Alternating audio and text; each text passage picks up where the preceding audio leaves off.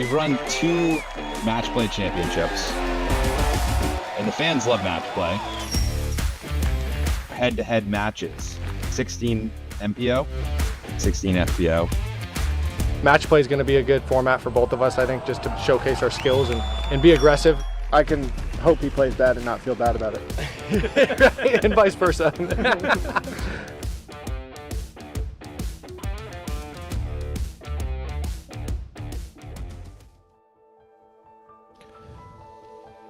The 2025 Match Play Championship gets started today. We are in Kansas City, Liberty, Missouri, just outside at Bad Rock Creek Disc Golf Course, ahead of the Kansas City Wide Open this weekend, and ready to go for some head-to-head matchups in MPO. Super excited to get this rolling. We've got some amazing matchups for you today. You already saw Paul McBeth and Ricky Wysocki getting set to face off in just a little bit. Hi, everybody. Welcome inside the booth. I am Charlie Eisenhood alongside Brian Earhart. And, let's just talk Paul Rick. I mean, what a classic battle this is. I mean, these guys have been dueling for more than a decade, and we really haven't seen them in this kind of format where they truly get to go head-to-head. I know, and what I love is you look at the record, head-to-head over the years in PDGA events, 107-98. They are right there neck and neck. The only thing that Paul really has over Rick is the wins, 62 wins to Rick's 47, and they're within 1 second place and third place victory of or finish with each other. It's just incredible. Amazing. Yeah. Let's talk a little bit about match play and how it works. If you're just tuning in for the first time, you've never seen match play before, it's a completely different beast from stroke play. So it's all about beating your opponent on that hole in particular. It doesn't matter how many strokes you beat them by. If you get a 3 and they get a 4, you win the hole. Win the most holes in the round in order to win the match. And so everybody starts out all square. Players going to go up and down as we go through. And that's how an individual match works. Now, this is part of a bigger competition. We have these groups of 4. They're going to play pool play over the course of the season. They're going to match up against each of the other players in their pool. 3 points for a win, 1 point for a tie, 0 points for a loss. Top 2 players from each pool advance to the championships, where they do straight bracket play in November in Charlotte. I love all these courses that we're playing. It's sad we didn't get to go to Nashville, but moving it here to Bad Rock, I think is the next best thing. And these players are going to get to go on some of the best courses in the country. We see Smuggler's Notch, Crokel, Idlewild, and then finishing at Hornet's Nest. It's going to be a great series, and we already saw some fireworks this morning. Well, it's not just Paul Rick. We've got Gannon Burr taking on Anthony Barella. I mean, that's like the modern Paul Rick, is it not? It's funny how the rankings kind of shaped up from last season, and now we see these two guys, essentially the 1 and 2 from each generation, now going head-to-head, and these guys know what it's like coming down the stretch and actually dueling with somebody, and they get to do it all day today. Chris Dickerson will take on Luke Humphreys in the other matchup in Pool A, and here's a look at Pool B. We've got Paul versus Rick today, and we've got Matty O versus Ezra Aderhold. Interesting matchup there stylistically. 2 different play styles. I will say Ezra has performed a lot better in the woods recently, and Matty O just being the universal player. And out here, I feel like there's a great variety here at Bad Rock, so we'll see. Well, here's the Ricky Paul 2024 stats. We all know what a great year Ricky had last year. Paul, honestly, played better than maybe you remember, but he's clearly taken a step forward this season. He's been better than Rick so far in 2025. He looks fantastic this year, and last year he just openly said, yeah, I had a torn labrum. I was recovering from a torn labrum, and it wasn't fully recovered pretty much all year. So now he's rested, he's in shape, and he looks like he's throwing the disc better. Disc Golf Pro Tour put out a poll on Instagram. Who's winning this thing? McBeth, 56, Wysocki, 44, and each of those guys got in on the vote. Take a look at that. Here's the thing about Paul McBeth fans in particular. It could be Paul McBeth versus Roger Federer in tennis, and they'd still pick Paul McBeth to win.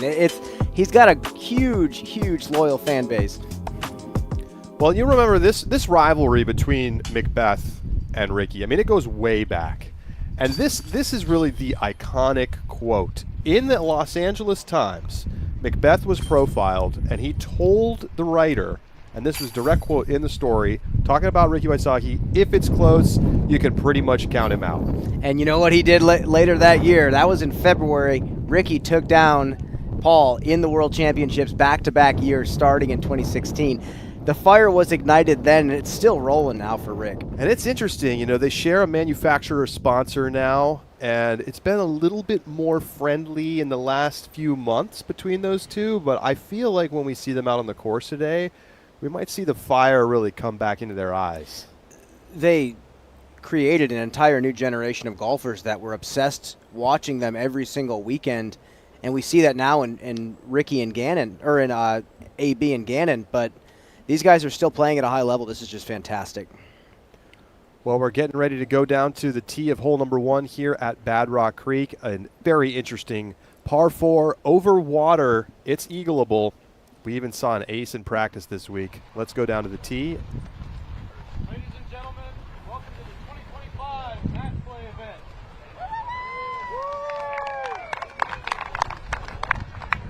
First on the box, Anthony Barella. Anthony Barella coming off the win at the Eagles Crossing this past week on the Go Throw Tour.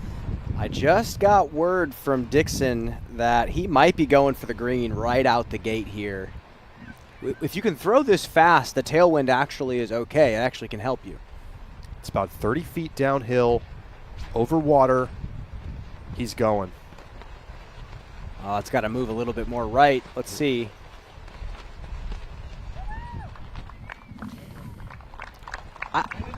I think he maybe got a little scared. That is a layup zone over on that left side. There's a shallow zone as well if the conditions are really bad, but I actually think this match play series matters more to these players than meets the eye. I think there's a lot of pride on the line here.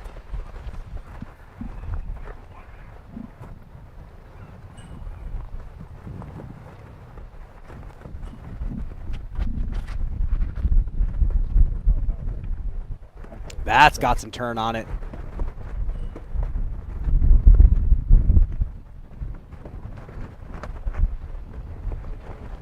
Safe.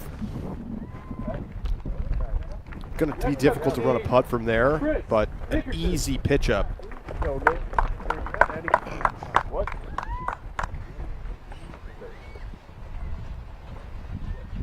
Bit of a sad showing at the Music City Open for Dickerson's standards. Missed the top 10 essentially for the first time in over 100 tries. Chance for redemption right here in Kansas City. And there's the attempt. This looks good. Oh, it might fall out of the sky, and it does get over safe. And he'll be deep in that backside area that's probably about 60, 70 feet to the OB on the backside of the green.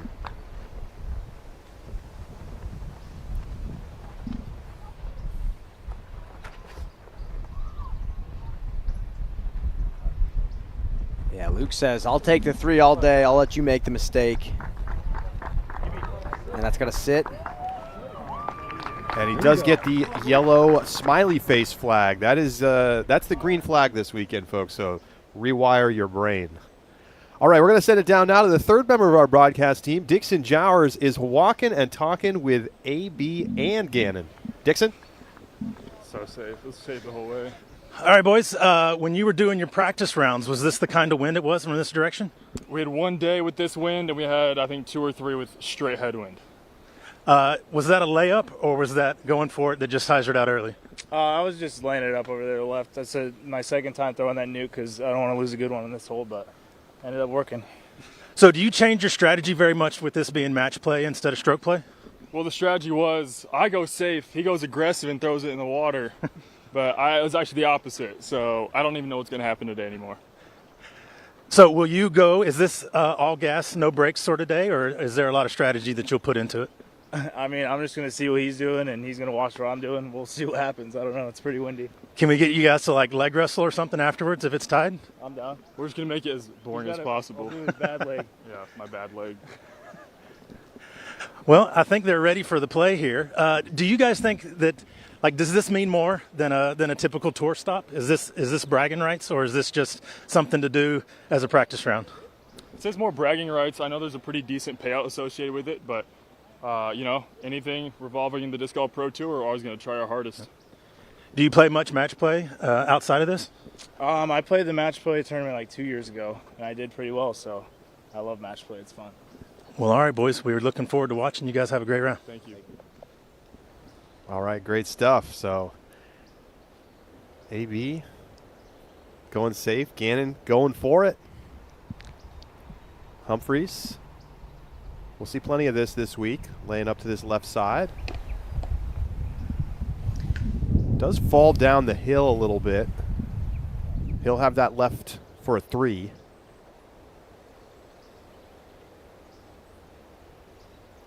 Yeah, this green is really small, and to run this, you have to be really confident in the line. And Dickerson was close. The line looked perfect, but the wind gusting the way it is dropped it last second. When your disc is in the air that long, you're bound to get a gust like that. So we might see a lot of 3s on this hole throughout the weekend, but we will see some pretty spectacular 2s.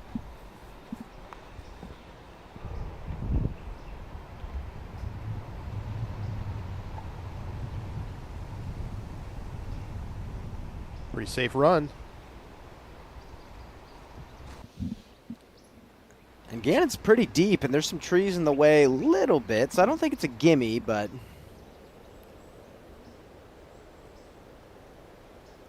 Someone just walking in the water right now. look at the crystal blue.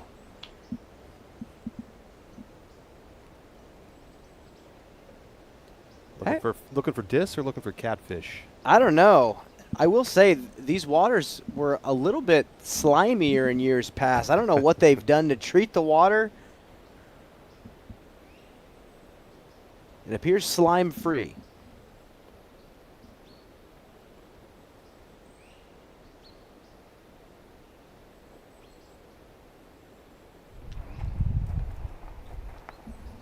So some discussion about who's going to go next. It will be Gannon. So Barella will have a tap-in 3. Oh, this is kind of tricky.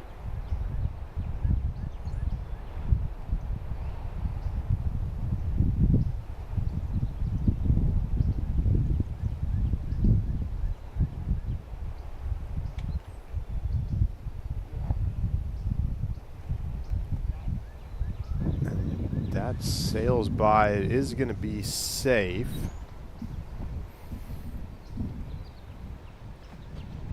Chris doesn't want to go for it, understandably so.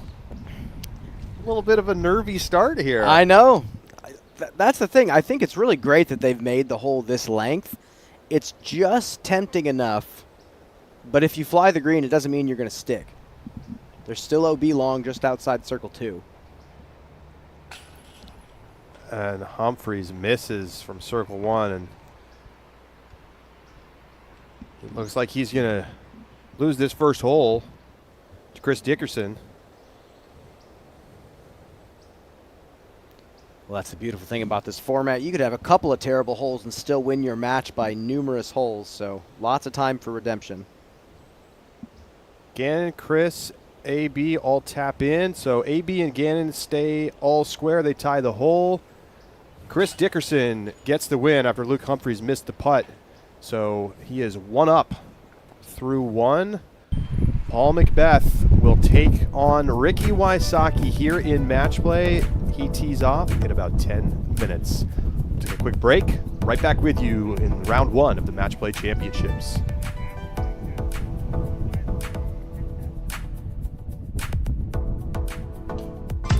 At Pound, the quality of our gear runs deeper than the stitching. That's why we make everything right here in the U.S., employing highly skilled, well-paid professionals. From bomb-proof Cordura fabric to YKK zippers and recycled plastics, we source the highest quality U.S. materials to make the most comfortable, durable pack in disc golf. Our lifetime warranty stays with the pack, not the purchaser. So regardless of how you find us, we will be here to make sure your pack stays on the course and out of the landfill. Pound's integrity is held together with more than just thread.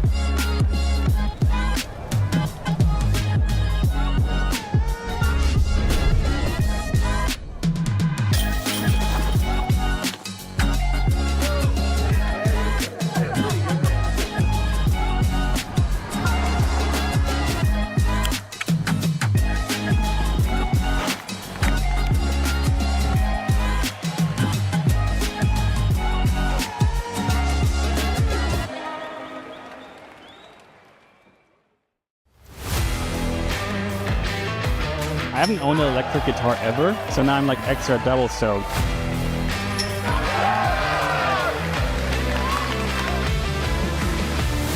And now I need an amp.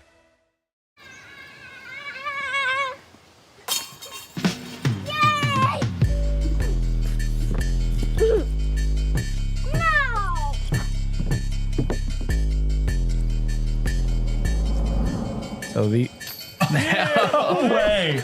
You talk about superhero stuff. There's a flying caveman.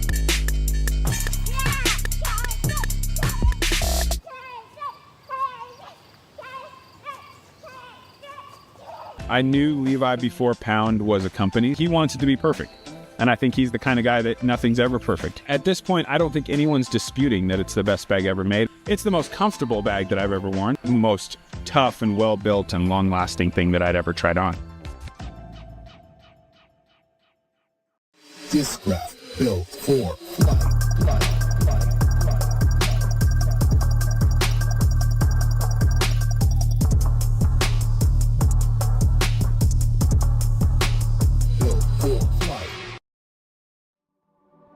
The Disc Golf Pro Tour Match Play Championship is presented by Pound Disc Golf, one bag for life.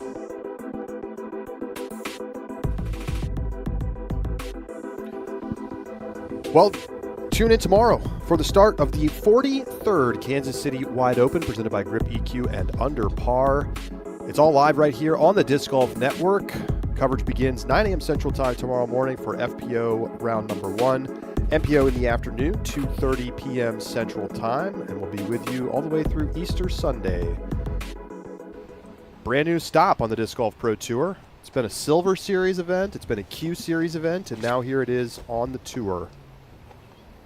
This is so well deserved. This community has just done so much for disc golf in general over the past couple of decades, maybe even longer. And yeah, you show up here, yeah, it's a new event for the Elite Series, but this is no new operation for them.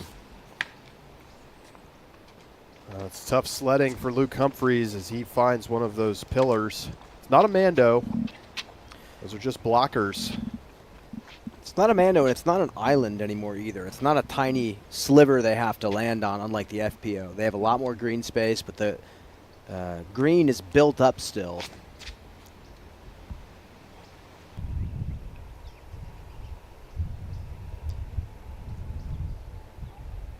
I think this is a beautiful way of elevating a basket. I mean, yes, we can always put the risers on it, but I love when there's intention behind getting a basket up there.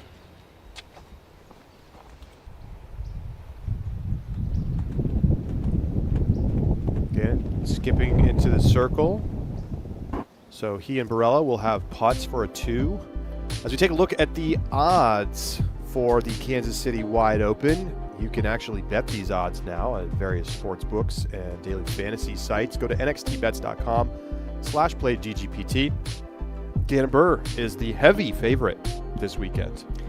I remember talking to him when he won this tournament before. I said, don't you ever take a break? What are you doing playing a smaller tournament like this? And this was a couple years ago, back when it was first a Silver Series. And he said, I can't stop, Brian. Can't stop playing tournaments. This was his one weekend to take a break. and he just loves winning that much. He just can't stop playing. He beat Joey Buckets by 2 strokes in 2023. So Luke Humphreys pitched up. Chris Dickerson laid up. And Humphreys messed up his second shot, so he's lying 3. It should be an easy tap in for Dickerson to win his second straight hole. Here's Gannon. He's going first. This is nasty. This win on an elevated pin. You got to play a lift. And you're already putting up towards the basket.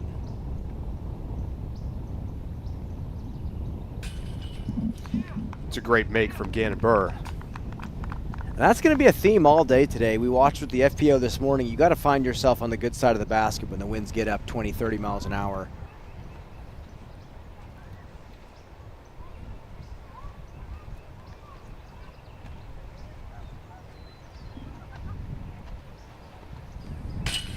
Varela ties the hole. So Gannon and AB all square. Chris Dickerson 2 up on Luke Humphreys. Coming up right after this break, Ricky Wysocki versus Paul McBeth. Match Play Championships continues.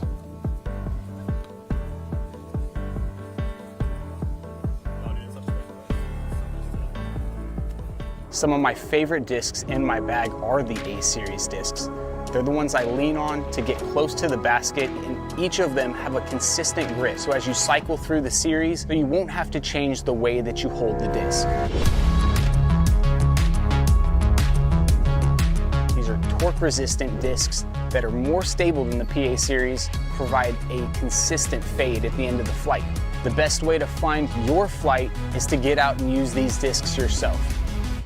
Hello, we're Kenna. We're a Dutch growing company. We love plants and we want to tell you some cool things about them. Just like humans, plants can communicate. They can sense when another plant is close. Plants look out for each other too. They warn neighbors about nearby threats by secreting substances. And studies have shown that plants love a good tune. We love and understand plants. Let our passion excite you too.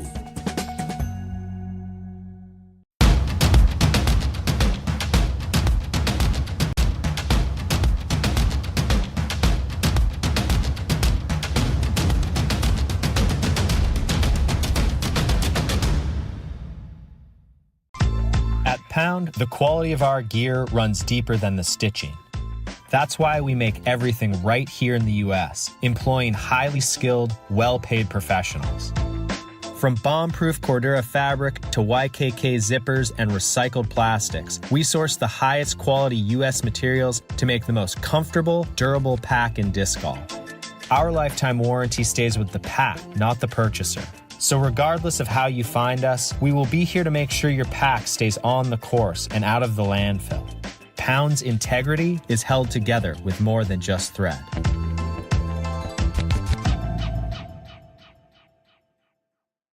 My relationship with Suga, it's just like a family. Sometimes they just surprise send me things I'm not even know. When I arrive home, boom, the box. Such a great product, and Zuka's always there for me whenever I need anything. After every tournament, I get a call. No matter the results, they're always there supporting me. They have so many different things that can be a solution for a disc golfer. That was really one of the main reasons why we partnered, is because I wanted the best of the best. How do they know I want that? I'm like, duh, that's how the family thinking about you.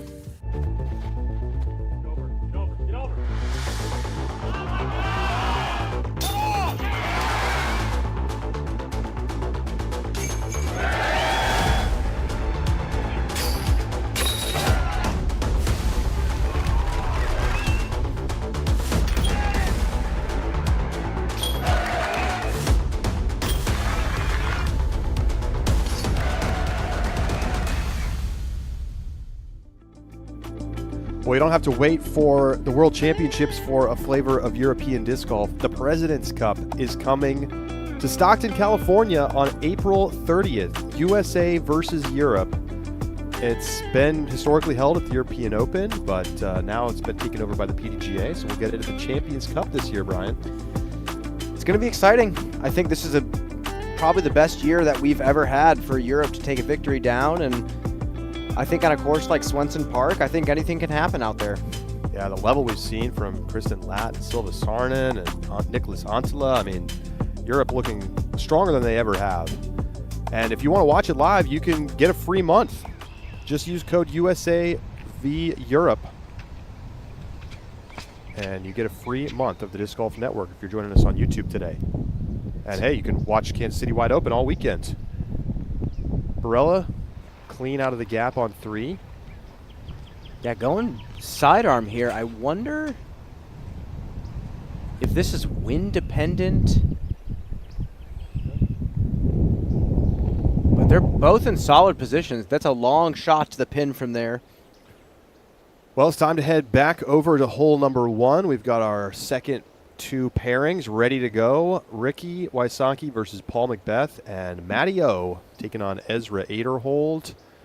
The drone taking us over to the tee of hole number 1. Will anybody go for the eagle? Let's find out. Ladies and gentlemen, welcome to the 2025 match play event. Definitely safe. First on the box, Paul McBeth.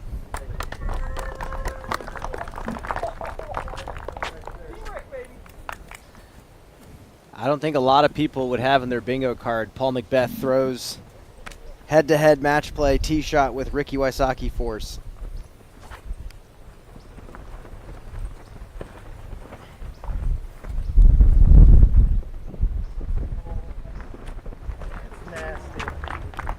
Team up next, his opponent, Ricky Wysocki. Come on. I think McBeth may have gotten a little fortunate with that ground play.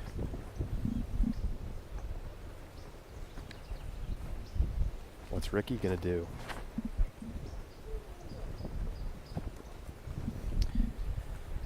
Looks like second landing zone. Oh boy. That took a huge skip, and he gets the black flag out of bounds. Matthew Orum. So Ricky on the back foot right away after just one shot.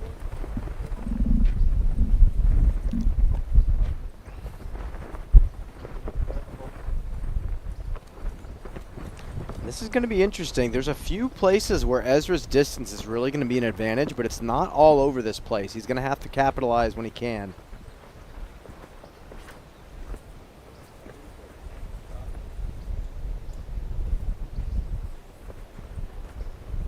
Matty going second landing zone as well. That should be okay. Might have to get a little crafty back there.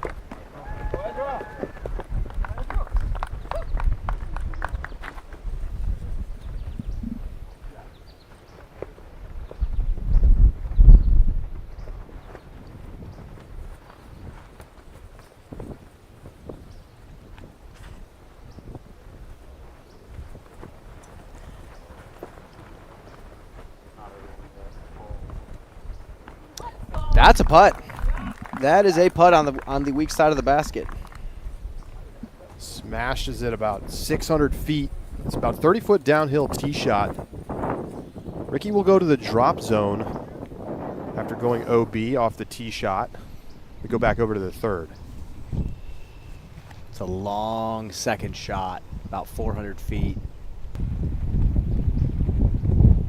Oh, that just squeaked in bounds. You see that high cut in the rough, not letting players skip back in bounds.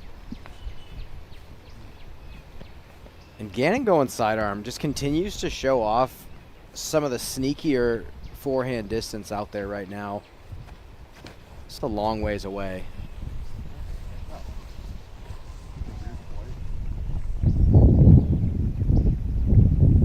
Yeah, really nicely done. Not much shape to it whatsoever either.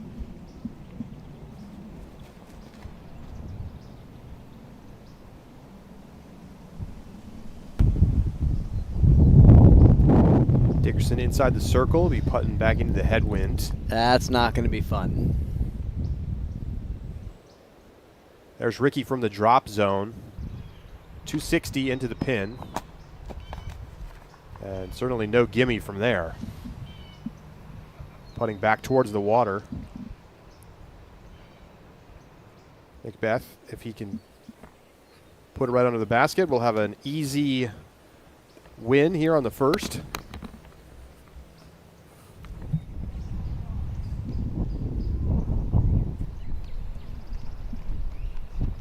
Luke Humphreys. Closer than Dickerson. Well, Dixon, we hear you've got some ears on the ground for us. You hearing any chatter amongst the players so far? Yeah, just a little bit. Paul was standing around with a different disc in his hand, and it's like a light bulb went off, and he ran back to his bag and grabbed that red Ricky Force, showed it to Ezra, and they both chuckled, and then he turned around to Ricky and said, "What do you think? Should I throw this?" And Ricky kind of laughed, and he said, "Yeah, I'll throw it in the water." And Ricky kind of gave him his all shucks chuckle, and then had a look come across his face like, "Wait a minute, is he serious?" And then Paul stepped up and threw it inbounds. It was an interesting little bit of first hole. Hey, we're going to battle today, bud. Well, what do you think of McBeth's upshot there? Not quite where you want to be. Yeah, just openly not good. Still a decent putt. It's going to be annoying wind, crosswind, pushing him away from the water. This is a touchy little shot here for Matty O as well. You got the wind pushing left, but you have to put turn on this, so it's naturally going to slam it.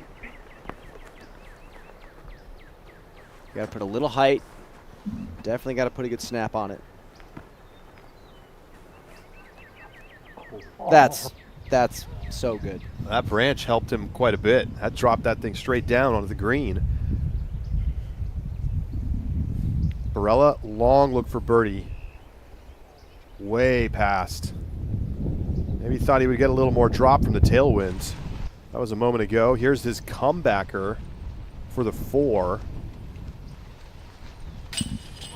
So he makes that. Burrow needs this putt coming up to win the hole.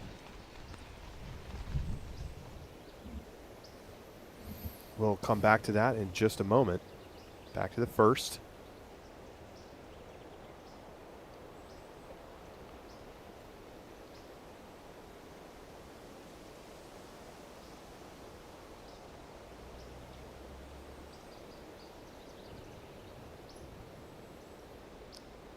Yeah, Ezra's in a pretty good spot. I don't think he has too much in his way. First, we got to look at Rick's lie, and man, this would be a really nice par get.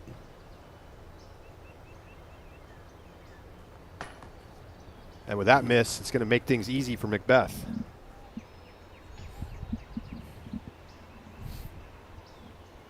Ezra can win the hole. I really like the play of just crashing the power hyzer into this grouping of trees. Just give yourself something from circle 2.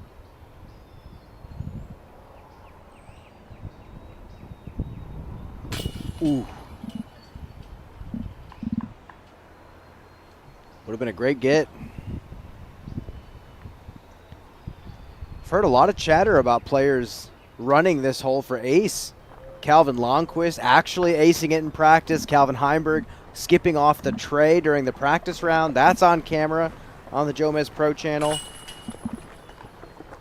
Really fun opening tee shot. So McBeth wins the hole. He takes a 1-up lead on Ricky Wysocki, and Ezra and Matty O all square. We go back to 3. Oh, wow. Dickerson needs this with Humphreys pretty close.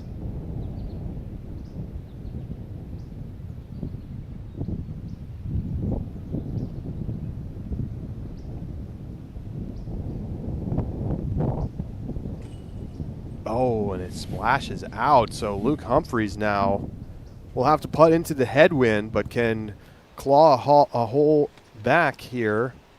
First Gannon to win the hole. And he jams it high chains. So he's 1-up on AB. Luke Humphreys 2 down to cut it to 1.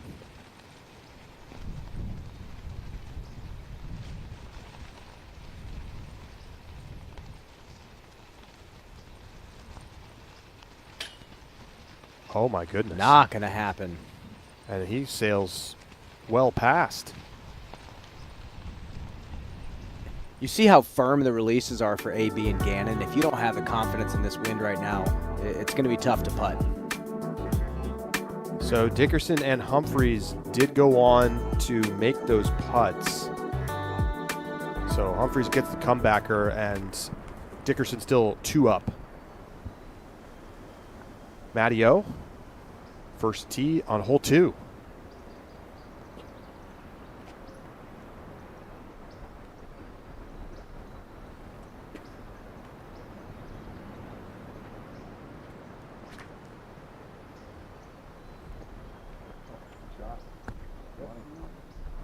Oh, that's really nice. 359 uphill. It's so easy to just hit those rocks that shape the island for the FPO. And there's also 2 little rock mounds just short of the MPO green that stop anything from sliding up. So you really have to fly this green.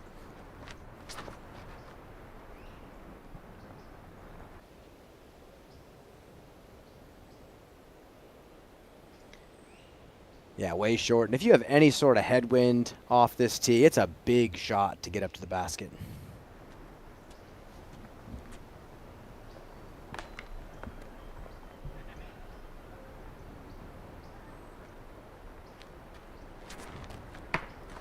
Oh, and now McBeth with the mistake.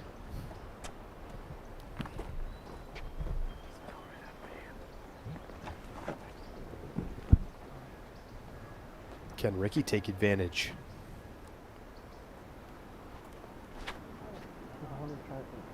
He missed that well left. He's lucky he didn't hit it, but it's not going to matter. That's going to go way out of bounds left. Wow. Dixon, surprising misses there from both those guys. Do you think they're feeling the pressure?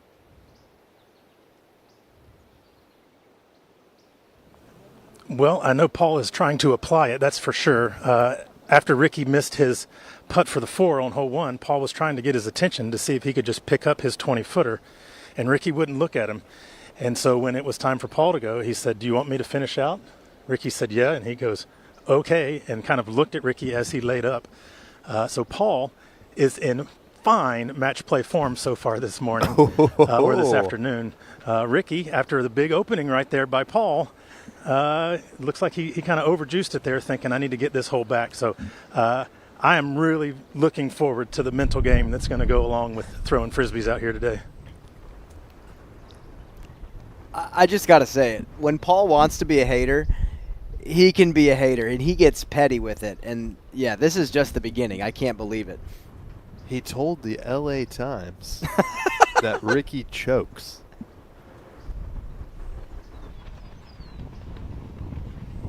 So McBeth not going to be inside the circle from there. So still a chance for Ricky to at least have the hole. That's a great play there from Gannon. Just something stable. Let the wind kind of push it off to the right. Yeah. And then they'll have a nice wind on the second. Just need to push this 350 to 400.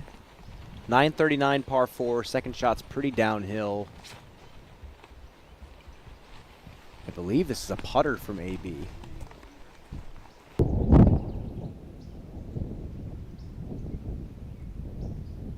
Maybe a little quicker. Nice spot. Looking straight at the basket from there.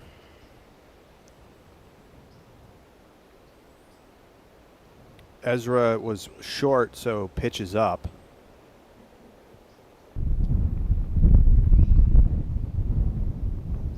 Matty O's got a birdie look from circle's edge. First, Ricky throwing his 3rd after going OB. Gives it a chance and puts it up on top. So he's going to have that left for 4. McBeth lying 2 with a chance to run the putt and win the hole. Second shot for Humphreys on 4. Gotta climb this hill. The low side just makes that putt so difficult. Good side of the green.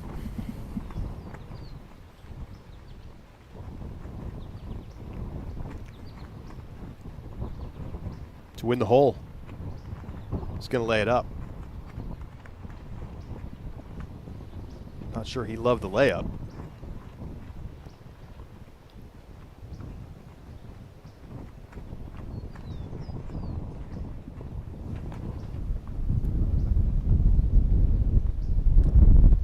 This is closer than PDGA Live's given him credit for, but it's still a difficult putt with that stiff right to left. You just gotta throw it hard and flat.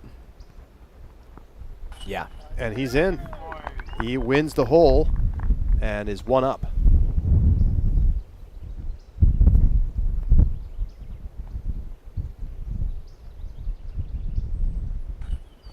Ricky in for the 4. And McBeth will have the hole. So he remains 1 up on Ricky through 2.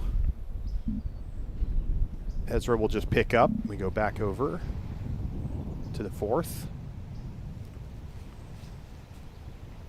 Humphreys is in circle 1.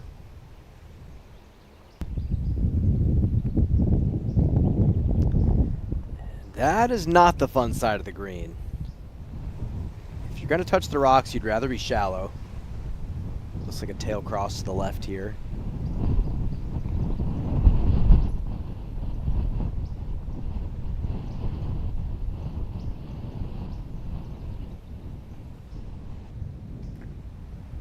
Ooh, trouble for Gannon. Left side bushes. Saw on a practice round this week with Bonanza. Gannon hit like a 100-footer from the bushes, but the wind was nothing like this. AB inside C1. So early leads all around. Matty O 1 up on Ezra Aderholt. McBeth 1 up on Wysocki. Gannon up on AB. And a 2-hole lead for Dickerson over Humphreys.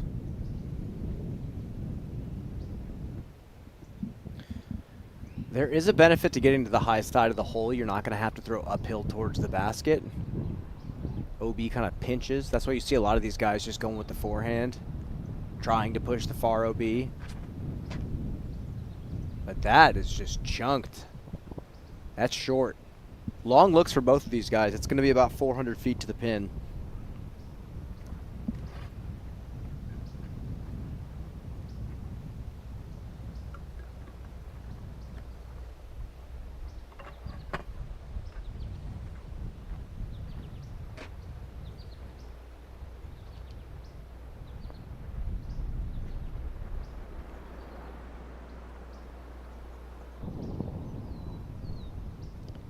I think my wish seeing this, Charlie, is I wish the ceiling was a little bit cleaner and that the basket was pushed farther back to maybe get some of these guys to get tempted to push the ceiling a little bit.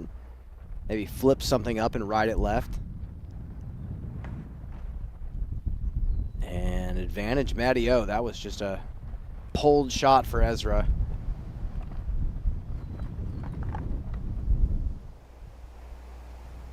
So Gannon with a look at 3 from the shrubs, just going to pitch it out. So AB's got a chance to get all square.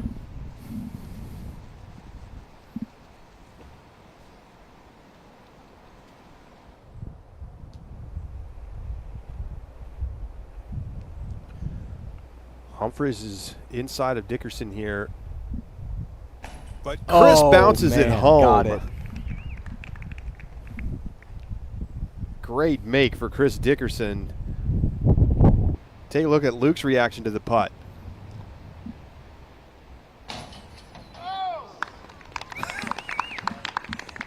He's a commentator still. He appreciates good golf when he sees it. Barella to get back to all square.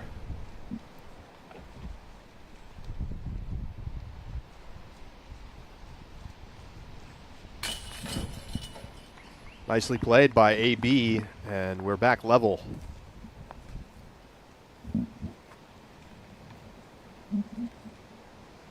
So Luke Humphreys maybe thought he was going to get a chance to win this hole, but now he needs this to just split the hole. And he's in. That strong start for Chris Dickerson.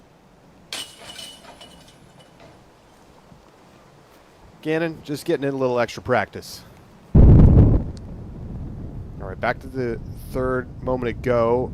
Ezra just chipping out. So now back live. Here's his third.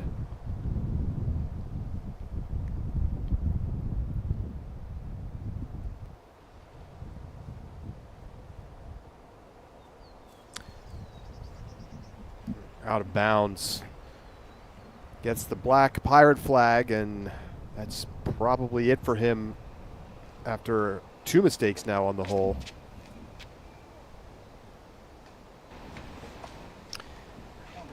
AB on 5 does not push right. You need to get through that gap and then try to get up the hill going right.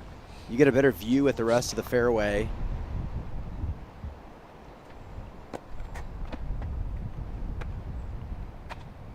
It's tough. There's a lot of gaps to actually have to hit, and then to get it to check up at the end is a pretty tall order.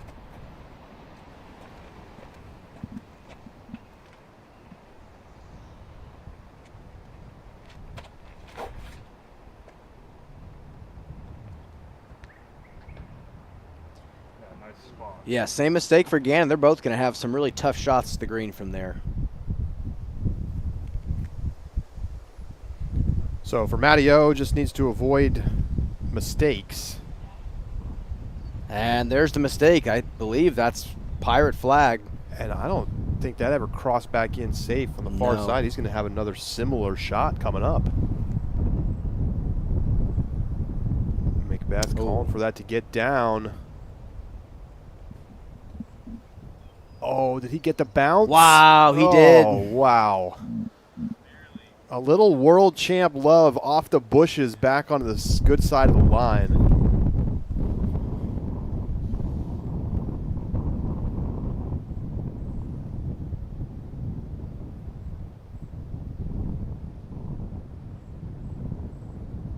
It's riding pretty far right. And black flag for Wysocki. He has not looked crisp this round. Interesting. You don't think the trash talk from Paul actually gets to him after all these years? I wouldn't be so sure, Brian. So Matty O recovers nicely. That's going to be inside the circle.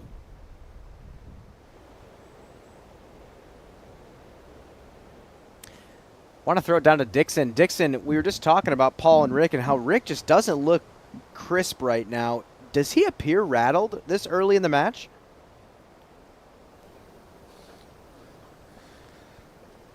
It's hard to say if he's rattled because he does have good spirits in between the holes, but he's definitely not throwing like the Ricky Wysocki that we've known over the last several years. But that's the good thing about match play. You can really stink it up for a while and come back. I mean, we watched Ella do it this morning. She was down to Holland. Holland had every ounce of momentum, and Ella won going away. So that's why I'm in for the ride all day, because I'm curious to see how it's going to play out. It's not like Paul threw a great shot there. He just got lucky. That's absolutely right, Dixon. So we'll see what happens here. Ricky probably going to have to just run this putt.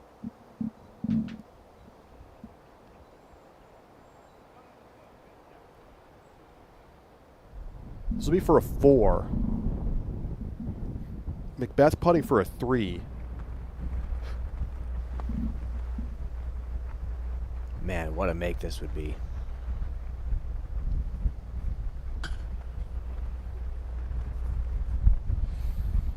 Not going to fall. It's a great effort, but it means that McBeth can lay up and tap in to win his second hole.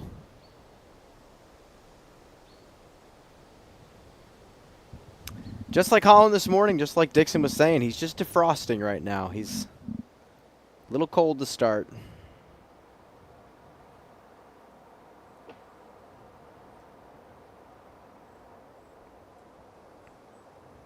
Little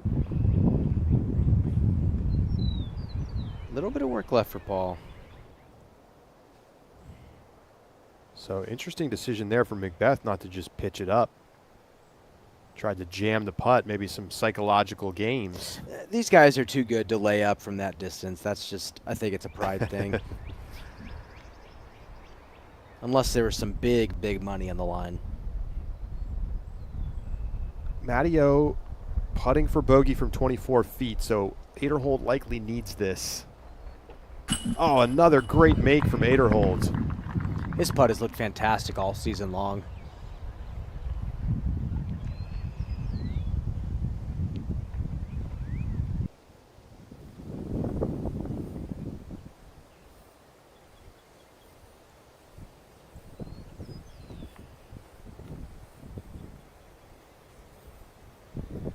To tie the hole.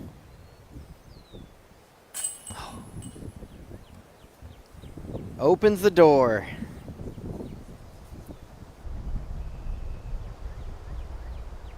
That match going back to all square as McBeth misses the putt after choosing not to lay up. What? We need a Ricky reaction cam on stuff like this. I want to see if there's any smiles getting cracked. Wow. Dixon, can you believe it?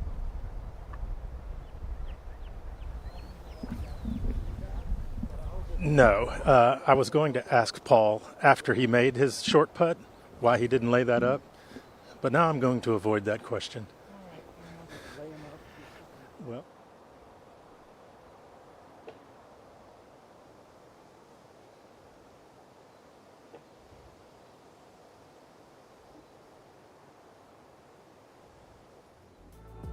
Wow.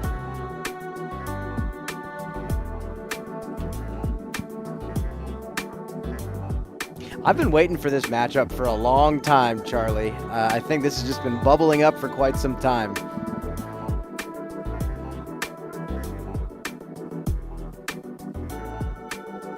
So Matteo misses the putt. That gets back to all square. McBeth blows an easy opportunity to get a second hole. So he remains one up.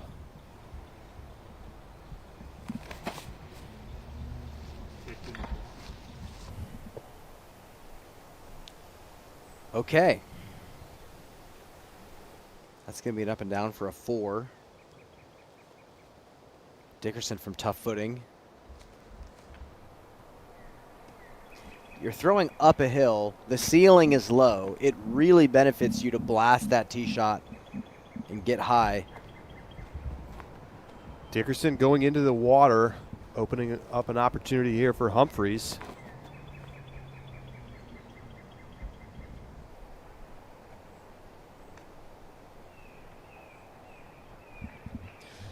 Just playing safe. It's a tough fairway to maneuver, that's for sure.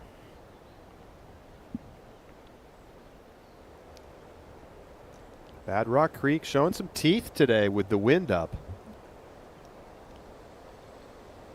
It makes it really interesting for match play having the wind be like, right about this speed, because it makes circle one putting mean so much more. On days with no wind, it feels like the moment you get inside of it, these guys are 95%.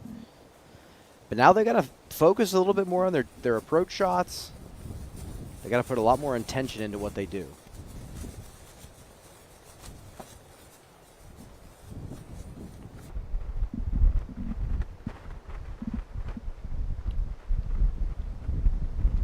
So Ezra and Matteo back to all square.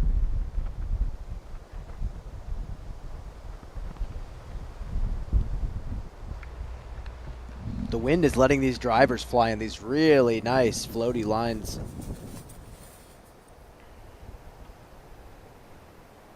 Third shot from AB.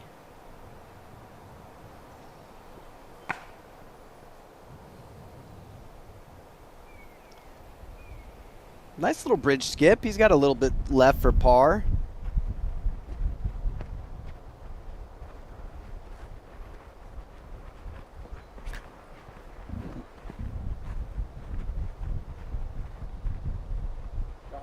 Yeah, that's a nice carry. That's going to be just fine.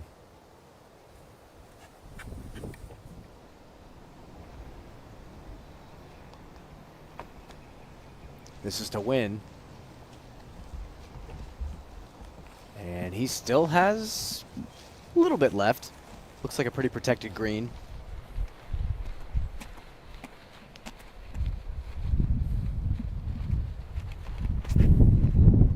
McBeth.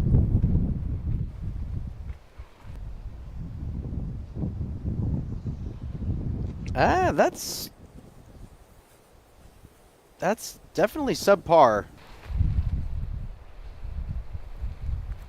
And not the good kind.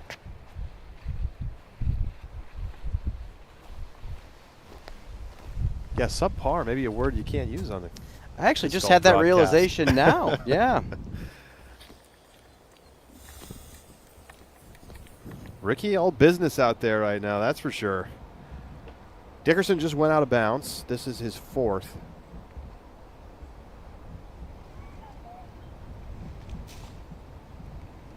Come on.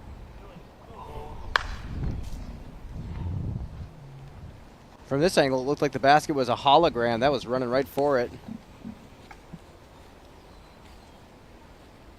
He'll retrieve his disc. Still going to be a tough putt for Luke Humphreys uphill 60 feet. Barella needs this. This would likely have the hole with Gannon, and he gets it.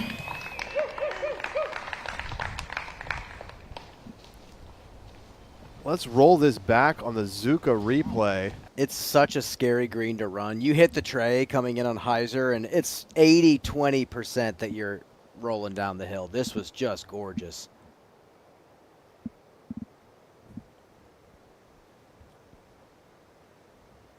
So now pressure flips to Gannon.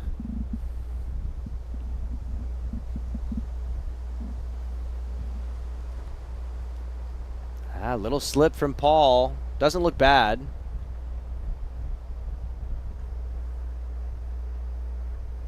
It's great.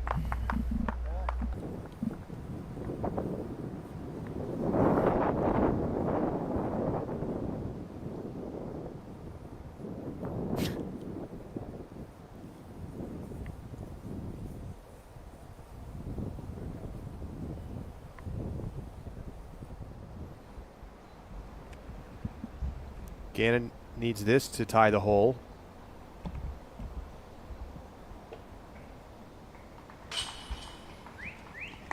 And he puts it in, so they remain all square.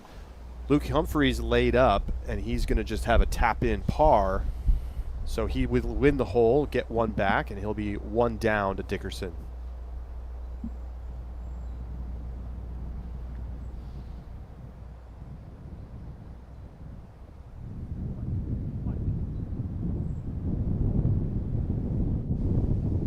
A little bit outside the circle there for Matteo, but pin high.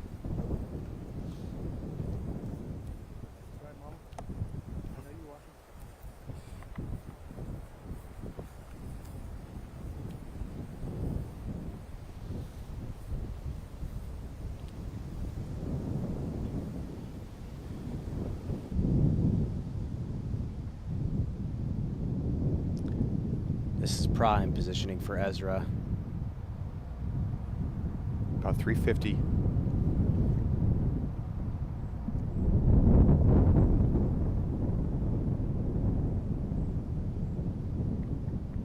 That works just fine. And judging by the stats, you kind of hope that that's just outside the circle rather than just inside. Ezra's 42% from Circle 2 this season. Second place on tour behind Jake Mon, 43%. But Circle 1 has not been as good, 82%, 42nd on tour.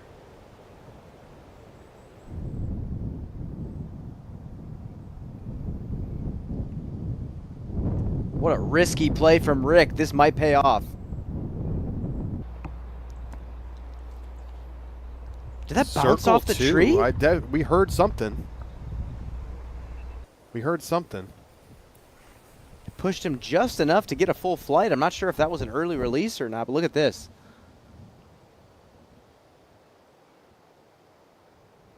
Oh, he was so close to just an abysmal shot. Instead gets a pretty favorable kick.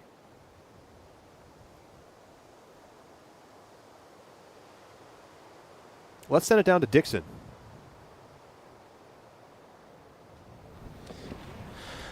Well, so I had a chance to ask Paul about the last hole. I said, I was shocked you didn't lay that up. And he said, well, they're not letting us putt after the hole, meaning generally in match play, once the hole is over, you can practice the putt you just missed or take a practice swing real quick, and nobody seems to care. But I guess they were told not to do that. And so part of the strategy of match play is not letting your opponent putt for long stretches at a time so that they get cold.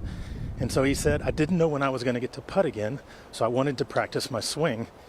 He said, but if he could have laid it up and then practiced his putt, he would have 100% laid it up. But he was told earlier not to do that. Interesting. What do you think, Brian? I don't think they should be able to practice after the hole, but I get it.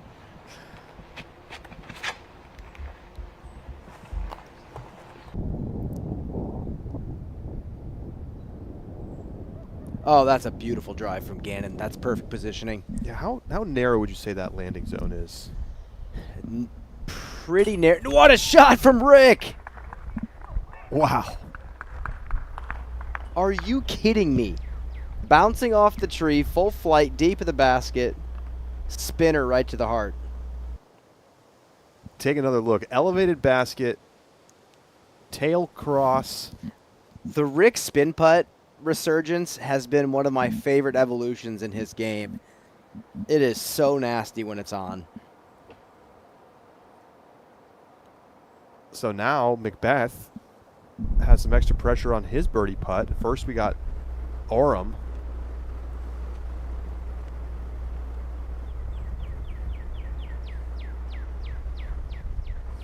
He and Ezra are a pretty similar distance, but obviously Matteo dealing with a little more obstruction for his stance.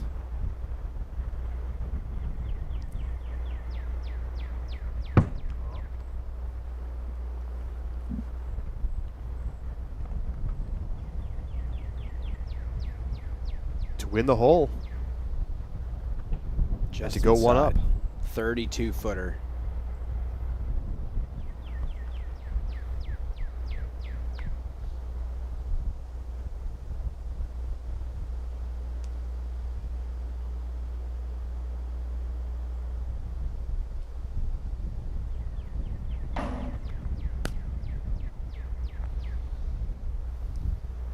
The emotion we've seen on display today has added a little something to the match play. I thought this might feel more exhibition-y. This is what I'm talking about. Like, there are some weekends you're just not in the mix. You don't get to win these big tournaments. But now, every match, you're the guy coming down the stretch to win.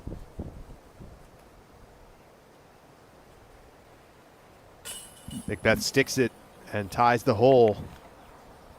So he remains one up on Ricky.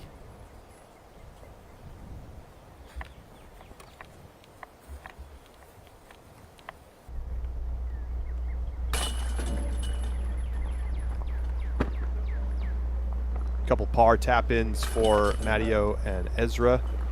All square.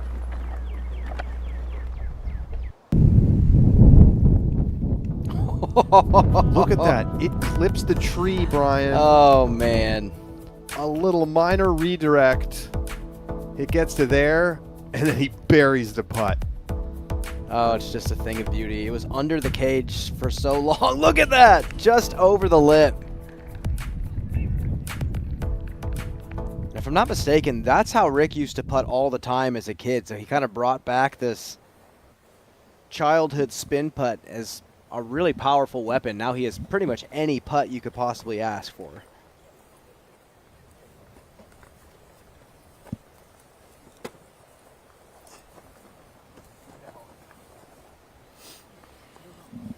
They're getting ready to tee off on the 5th, but we're going to go to 6.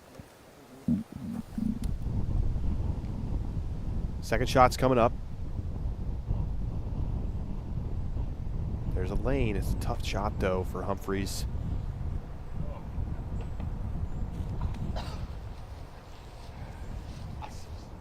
They really want you to go deep of this gap. Otherwise, this is what you have to do, and this looks okay. Really close. To answer your question before, this landing zone was really, really narrow. We'll talk more when Paul's card gets there. Now his forehand on 5.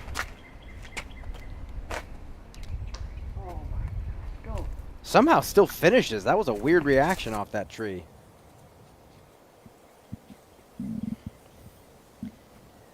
You can actually put pressure on right away if you get to the top of the hill.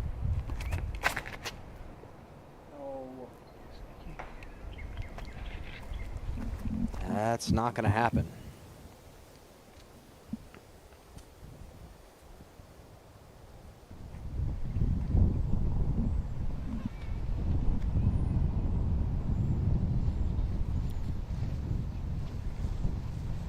And yeah, you see AB's going to his flippy cicada, or it's not cicada, Sagara on that forehand. It's just really technical.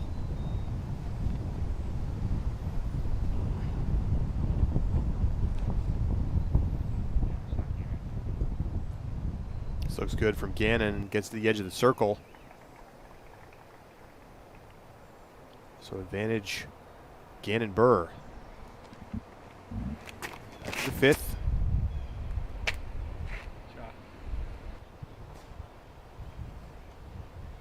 Hopefully it's not too deep.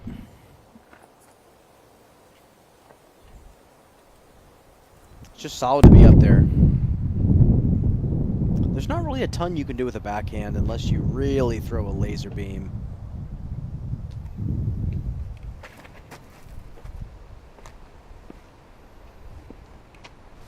Kind of reverse kick there. Yeah, from there you're throwing really steep Anheuser with something stable, trying to get it to push back to flat. So that's a tough spot to birdie from. Burr is at the edge of the circle. AB going to try to run this in.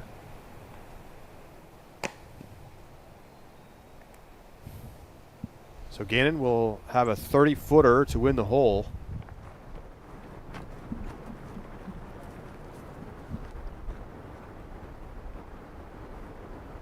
Ricky looking to see if he can get crafty here. There are lanes from this far down. You just can't really see anything. You also can't see the water. That's the toughest part.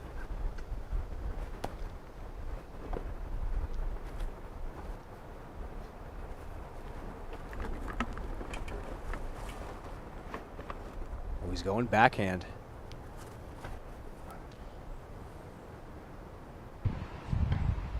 Okay, conservative play from Rick. He just realized there's no chance to get a birdie.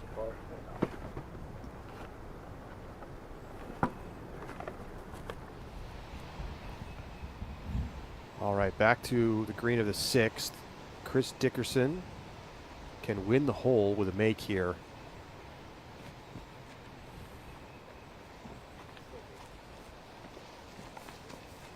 So Dickerson and Humphreys are going to tie on the 6th. Gannon Burr to win the hole. You bet. Go. So Gannon back 1 up on AB. Tight match there. McBeth still 1 up. Awkward footing. That was a really interesting throw. I kind of want to see that again. I saw Distance Driver and was interested, and then he almost throws an air bounce in this. He attacks this at this weird down angle. I need to see where the disc comes to. Look how high the disc gets.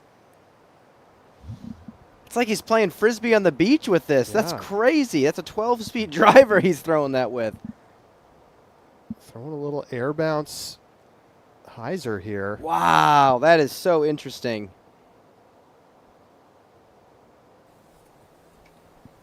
On that form breakdown, is presented by Disc Golf Deals. Discover the difference at Disc Golf Deals USA with pictures and scaled weights of every disc, same-day shipping, rewards on every purchase, and expert reviews and comparisons. Your game, our passion.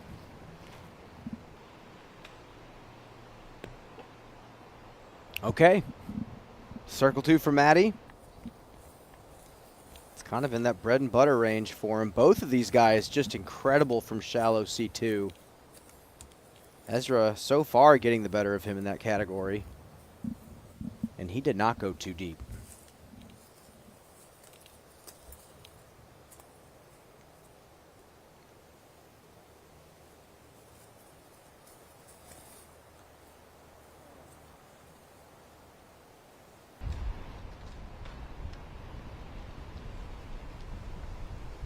Spikeheiser did not pay off for him. It's going to be a long look.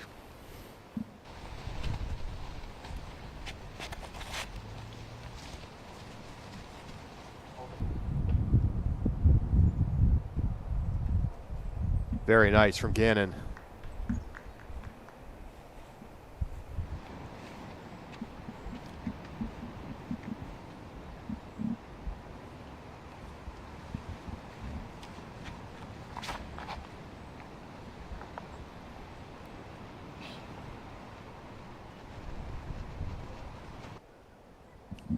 And inside the circle for AB.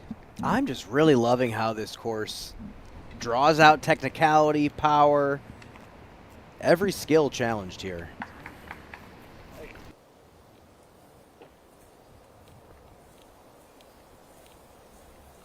So Ricky has that left for a 4. McBeth putting from pretty deep circle 2 for a 3.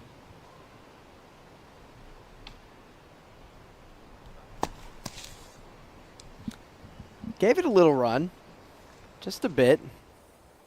Matty O will have a chance to win the hole from just outside the circle.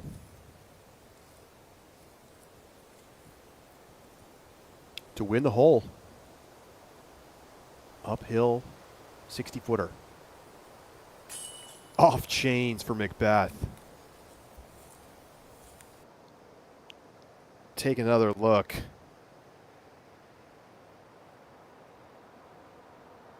Man. Height and the speed were perfect. That would have been an impressive 3. To win the hole, yes. Matty O jumps it home. And he is 1 up.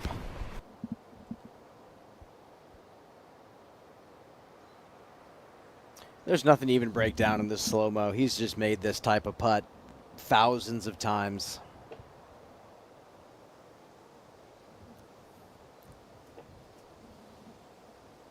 Also has that really idiosyncratic putting stroke that no one can really emulate. McBeth, Matty O, both with 1-up leads.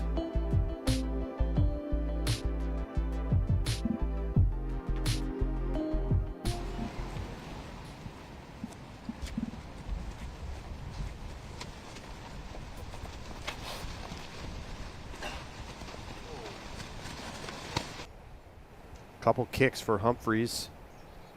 Should be in C2, but obstructed. Opportunity for Dickerson.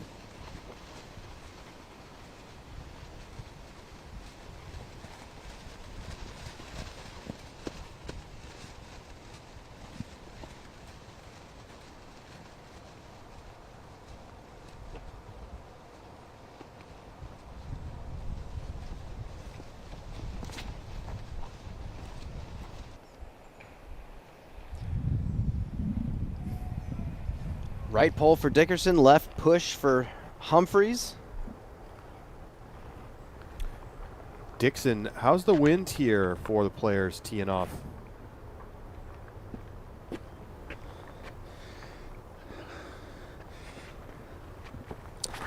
It's coming in as a headwind right at these guys.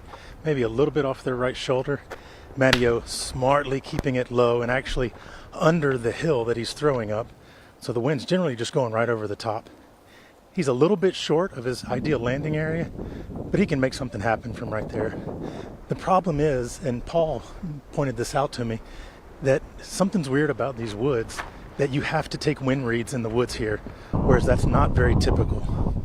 He was very aware of that when he pulled out that force, like you noticed, for about a 290-foot shot on the last hole, whereas Ezra tried to overpower the wind, got up above the trees, and got absolutely eaten on his spike hyzer attempt. Coming out of this hole, you saw Ezra catch some trees right there.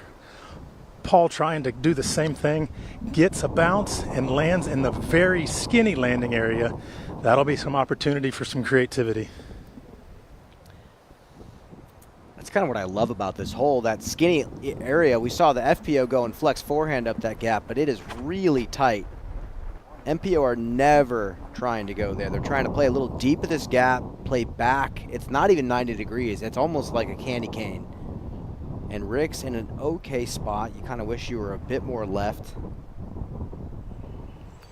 But that ceiling really doesn't give you a lot. Now Luke on 7. It's nice up. He'll have a short putt for a 3, and this is not easy for Chris Dickerson. Oh no, it's multiple little gaps to have to maneuver.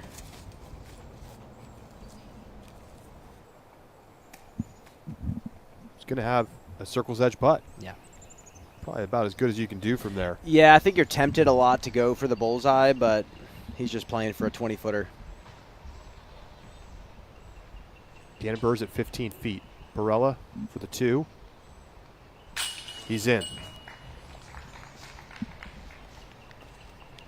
He's been kind of dangling by a thread on a few of these holes. He's had to make some really nice putts to stay even with Gannon.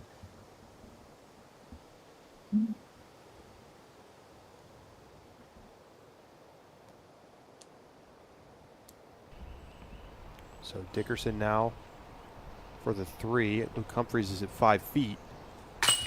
And he's in.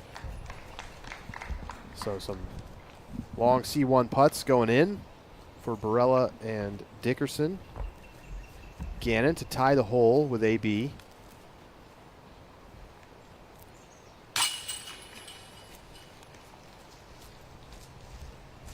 So Barella still trailing Burr by 1.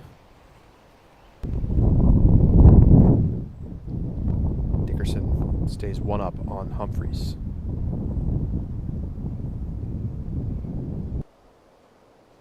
That's a pretty solid shot, especially from where he was at. He got a nice skip. And then, yeah, back here, there's nothing. There's no birdie opportunity here. Tee shot really wants you to push something with a little bit of flip to it, let it ride, challenge the ceiling as much as possible. I really like this hole.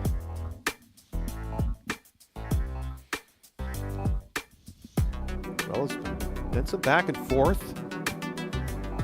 Every player except Ricky has won a hole. But despite some of Ricky's struggles, he's still just 1 down.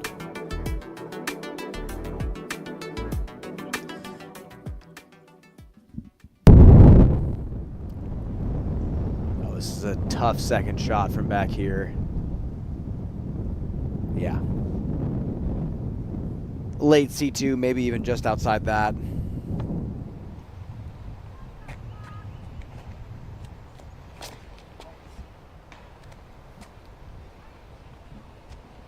Nasty kick there for Humphreys.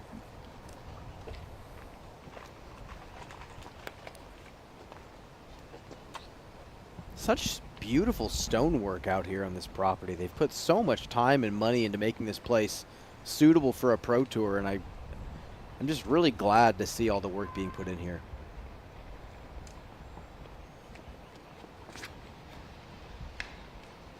And Dickerson finds a tree. Kind of a struggle match right now for the two of them. McBeth. There's his chance. Circle 2. Uphill putt.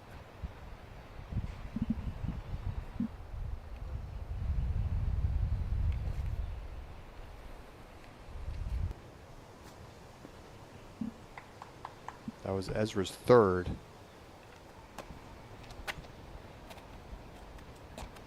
Back to the 8th.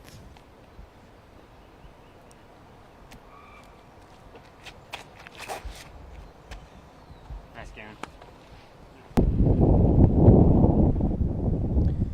Yeah, that's a nice shot. Second shot on this hole is really difficult. Another low ceiling. If you don't push long enough, you have another blind approach to the pin, so you want to bite off as much as you can comfortably.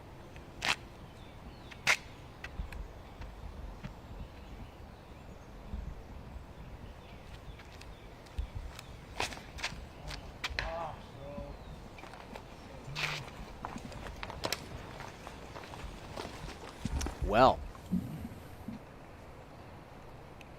Some trouble off the tee on 8.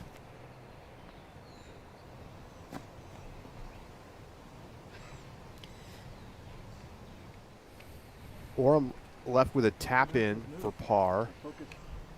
8er hold from about 22 feet. Ricky pitches up. McBeth to win the hole if he wants to give it a go. Kind of a run. Gridlock for these guys. Yeah. Here it is one more time.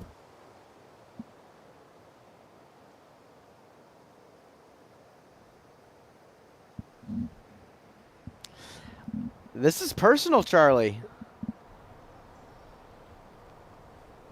8er hold. In. He's going to tie the hole with Orum, who will remain 1 up.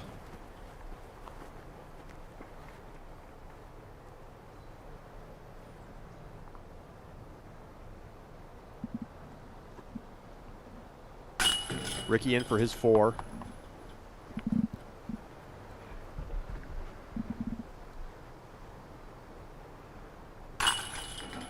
And McBeth matches. So McBeth stays 1 up all the way back on hole number 1. Since then, 5 straight halvings.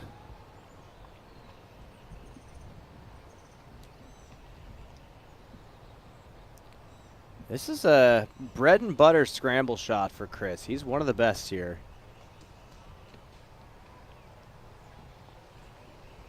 And judging by the reaction, not bad. Nice, dude. Pushes the hill a decent amount. AB's going to have to really crank this one. Needs to get to the top, carry right.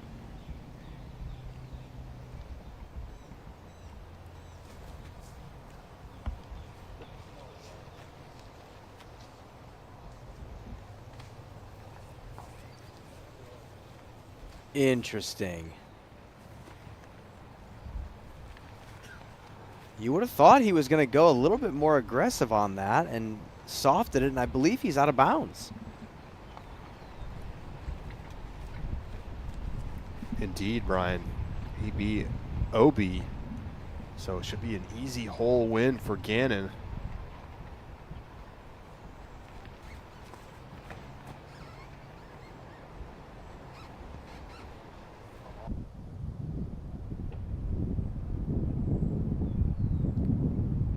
What a shot from Chris Dickerson. Wow.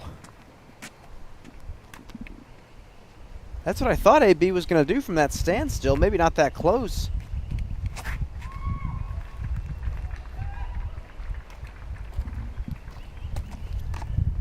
McBeth, the misfire.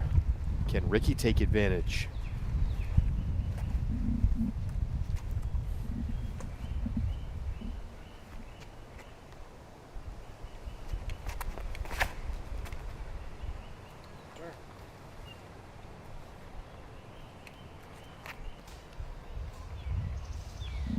It's a look. Charlie, this might be one of those matches for these two that ends and no one speaks of it again. Yeah, Dixon, what's the energy you're feeling? I mean, does it feel more like freewheeling or is it all business out there?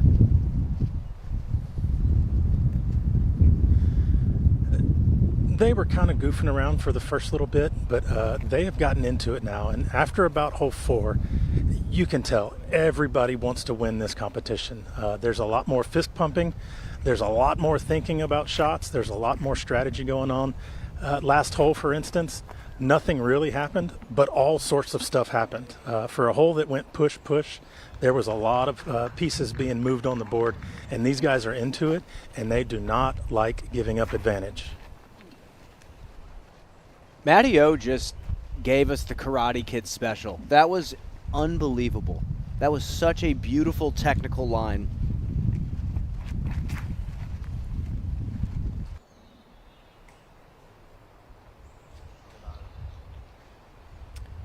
Black flag for Aderhold.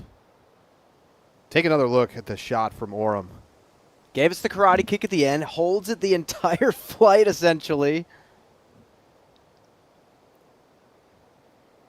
And from the catch cam, it just looks like a pretty stock line. From the T cam, when you watch it as if you threw it, you see just this long, slow drift back to the right. The flat and late. The man has put his 10,000 hours in and then some. Oh yeah, he knows.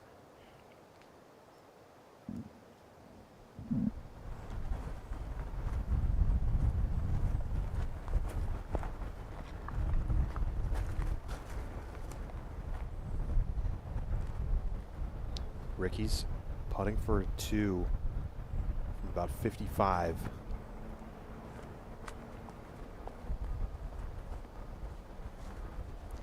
Great shot.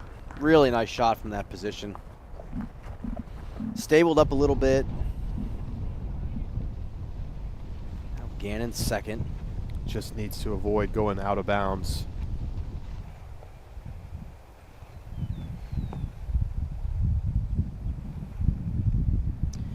That should be a jump putt. Tap in, win the hole.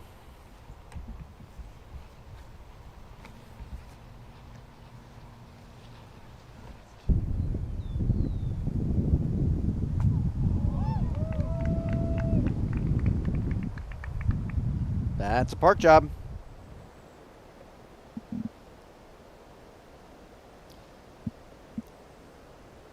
Want to throw it down to Dixon Jowers. Dixon, we have a pretty special guy on the bag for Matty O.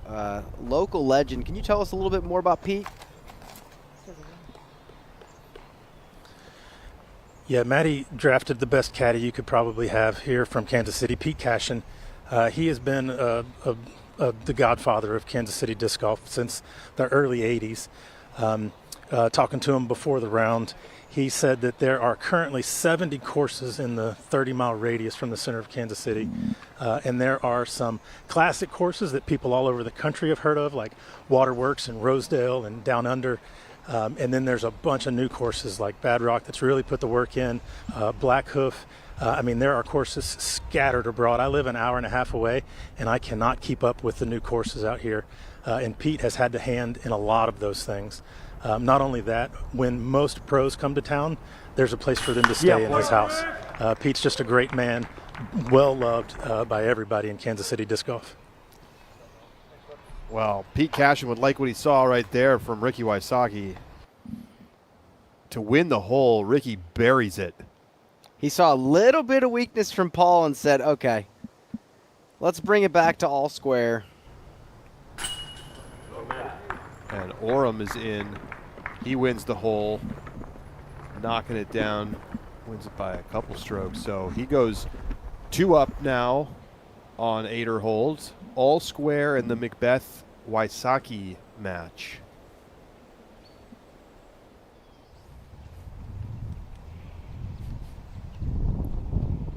What a recovery from Dickerson, and he halves the hole on 8. So Dickerson remains 1 up on Luke Humphreys. Gannon Burr just laid up with AB going out of bounds and hitting a tree off the tee. So an easy hole win for Burr, and he's now 2 up on AB.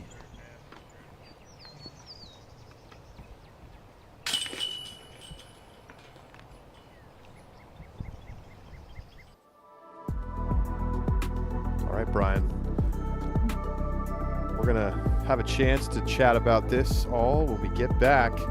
Almost done with the front nine here in match play round 1. Slim leads for Matteo, Gannon Burr, and Chris Dickerson.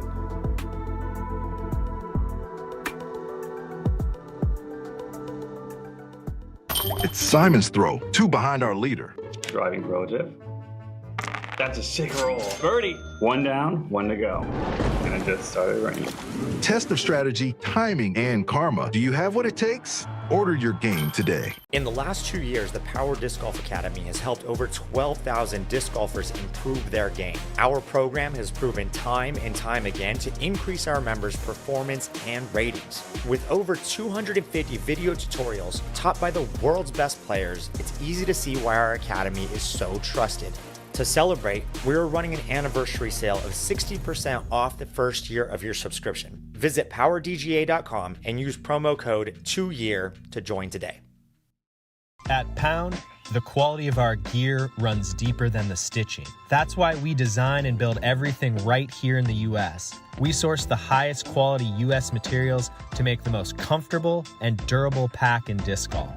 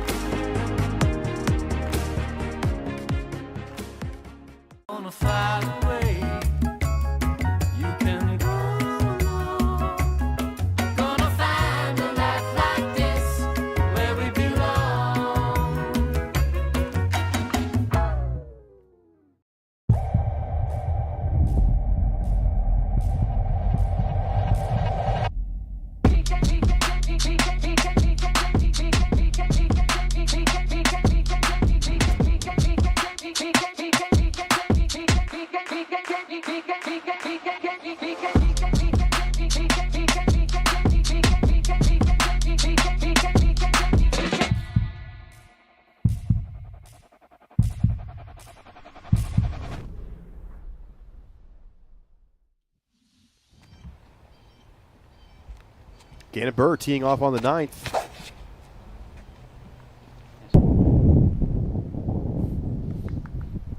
That is exactly what you need to do on this hole. There's pretty much no other option.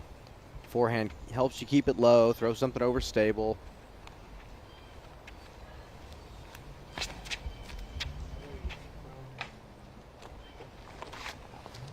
AB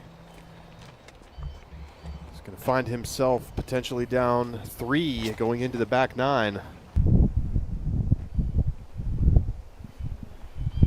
Luke Humphreys punches through. He'll be in shallow circle 2. It's been an interesting match between him and Chris so far. Neither of them have brought their best game, but they're still so close because of it.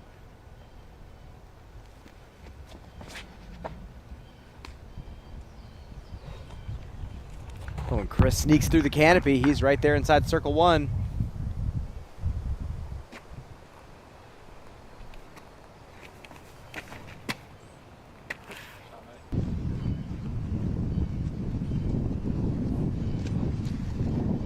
It's a pretty good shot. You see the short pin position right there. You want to get inside circle 2 deep of the basket, ideally. Matt's going to have a shot to the basket, but it's going to be huge.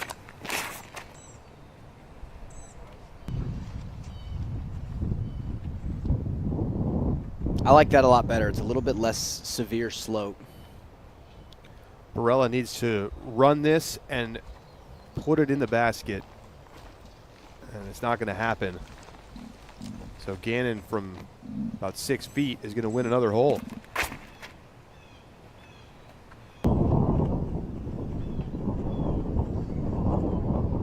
Yeah, that's fine positioning.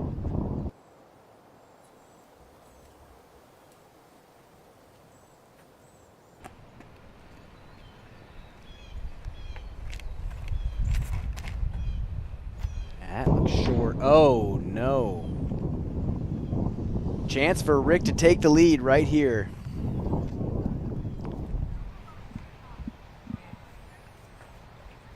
Chris Dickerson inside the bullseye.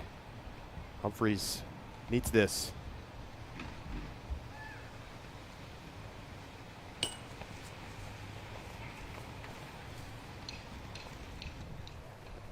Not nearly enough on that one. McBeth has to go huge here.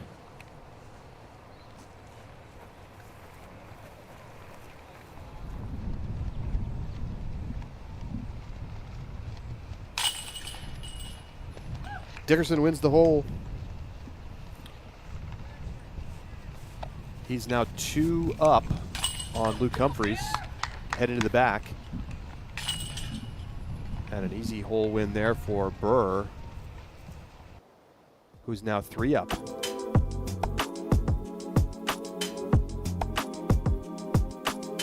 Doesn't really even feel like AB's been in a spot where he can take a hole off Gannon yet. Yeah, looks just kind of fried. Just a little bit tired and at least out of it for these few holes. I mean, there's still opportunity to come back. We've seen the stroke swings and the energy swings between Paul and Ricky this round. What a smash from Matt Orum. That is huge. Uphill footing. He was about 40 feet back of Ricky. Ricky has a shot to take a stroke on Paul.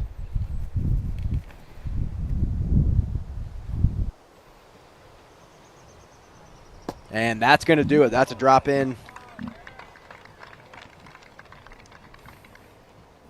And Ricky's about to take the lead by 1 hole.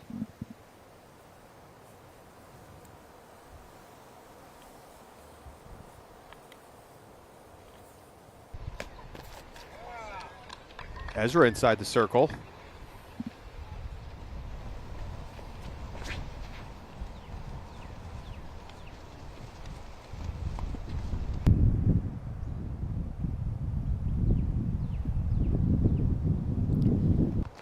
This is one of those interesting holes. You do have an option to lay up on this par 3 and just take the 3. 487 with the wind like this is a little risky.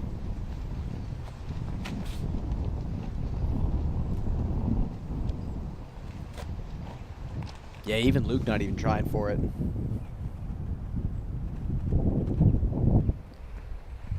McBeth needs this. Ricky's parked.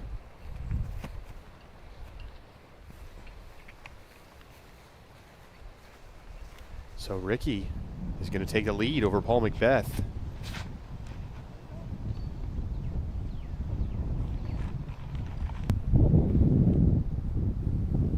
Interesting conservative play here. 487 downhill doesn't play that long for these guys.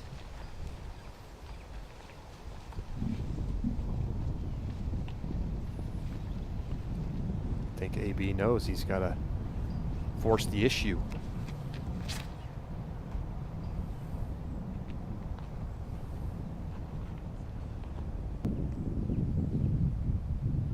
On the green. So he'll have a look. Chance to take a hole back. McBeth putting just to get that practice putt in. Misses that. Doesn't matter either way because Ricky's going to tap in for a birdie.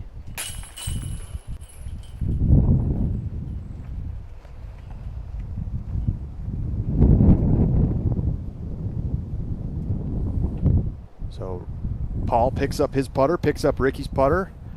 They're headed to the 9th, and Ricky now has a 1-up lead on Paul McBeth. Dixon, Ricky, got anything to say to Paul now that he's out in front?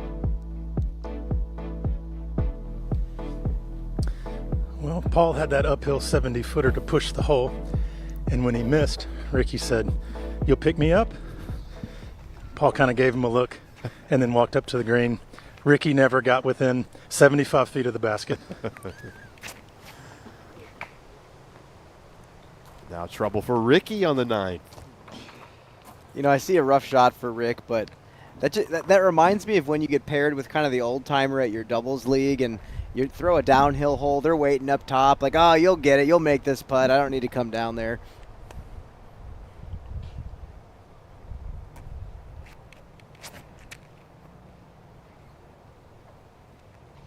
Oh, here we go. So McBeth on the green. just snuck it under the ceiling there on the 9th. Dickerson second on 10.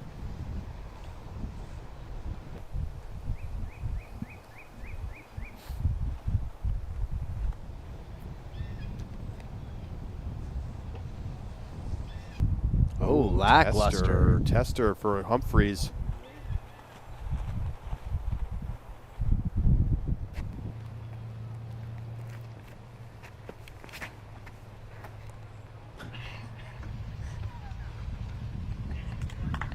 I'm just laughing at the squat he does after he throws these shots on the low ceilings. It's like he wants to get his entire body underneath the ceiling. Nice shot.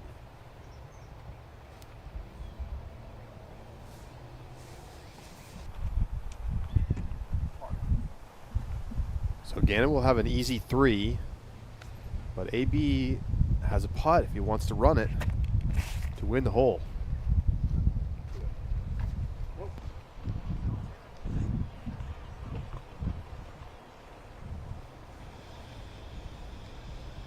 Saw him make one from about this distance, the Music City Open, on an elevated basket. Not this time, but gave it a run, Brian. There's a lot of people who couldn't hit the riser from that distance in the wind they're playing in.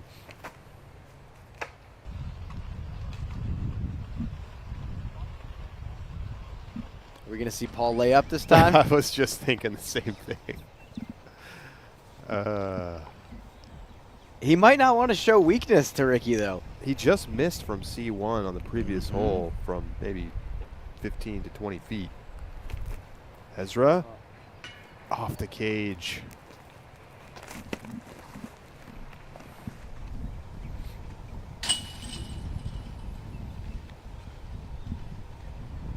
So Humphreys takes a bogey, Chris takes a par, wins the hole. He's now 3 up. And Gannon and AB will tie the hole. Burr still 3 up. McBeth for birdie. And this time gets it to go. And he will win the hole, and we're back to all square.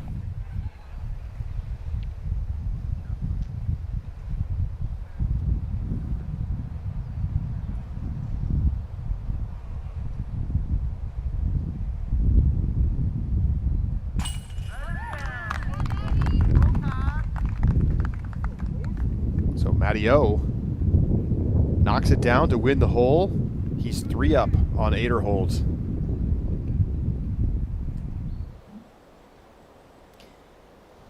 You know, we walked to this next hole, number 10, and I have to just applaud Dixon for kind of putting Pete Cashin out there and highlighting a guy who's helped to build Kansas City into one of the disc golf powerhouses in the world. 70 courses, that's unbelievable. And we have to remember, we come out here, we enjoy all these courses, but how many people are actually out there going in front of, town halls, going in front of the city, trying to get courses put in, trying to fight for this sport in these local communities? So yeah, hats off to Pete, all the movers and shakers here in Kansas City. Hole number 10, par 3, 487. And as we fly this hole, I want to throw it to Dixon Jowers because we saw some layups on a hole that it seems like these guys can pretty easily get to. What are the conditions on this tee shot?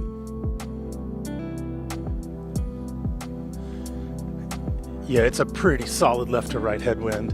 And to carry that bunker that's just short of the basket is every bit of about 440. And while they all have the distance to do that, with the OB right, OB left, OB long, OB short, and you're throwing downhill from an elevated position with this wind, there's just a lot of variables that you're unable to always take advantage of. Some questions that you're not really able to answer from the tee until you give it a rip. And so I can understand why they're laying up, but if I had the arm that some of these guys have, maybe I'd be throwing instead of talking. Yeah, don't they know they want, we want them to go for it. I can't believe it.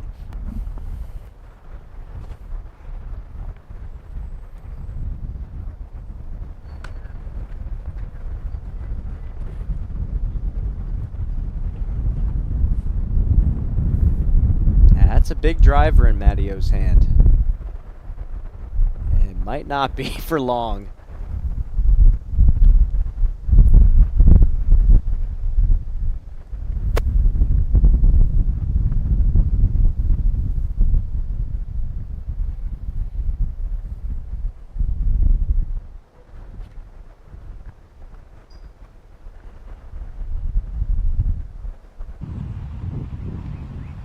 It's really interesting.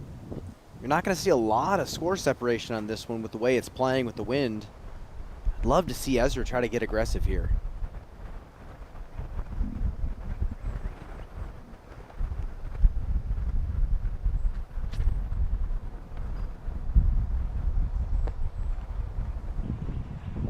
There it is. There it is, Charlie. And a big smile on Ezra's face as he puts it in circle 1. So a chance to get a hole back on Ezra. Gannon Burr 3 up, but opens the door on the 11th for Barella.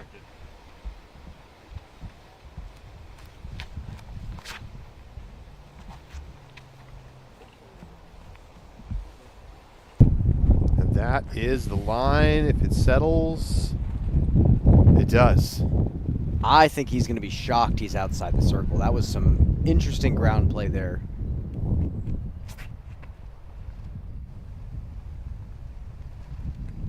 Oh, that's got to check up now. Looks like it should be safe.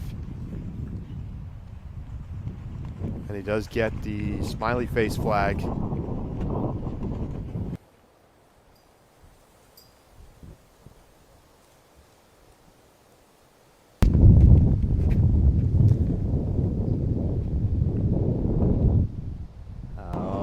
Going for it.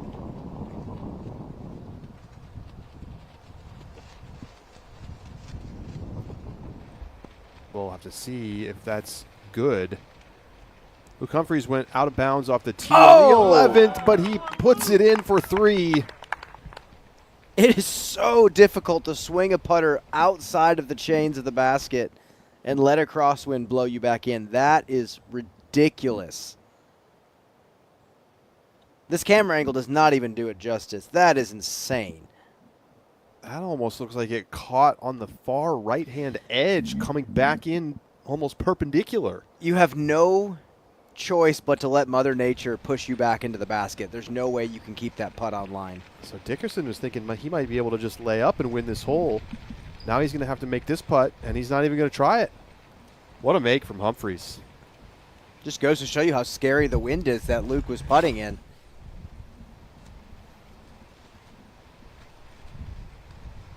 Barella to win the hole.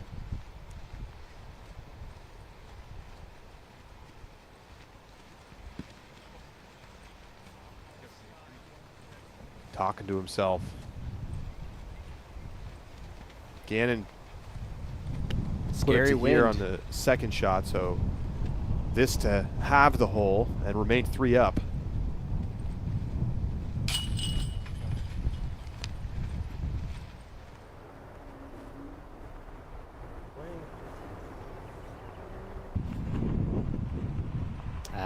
Not a great effort on that second shot. That's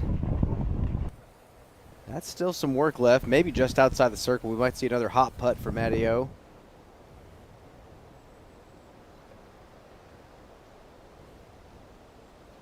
You wonder in the tournament how many players are going to run this green if it's windy. But it is interesting. We heard from Dixon this morning. It's going to be blowing a different direction every single day of the tournament, which you're not going to see too often. Normally it's like Waco where you get down the river or back from the river. Completely different conditions here.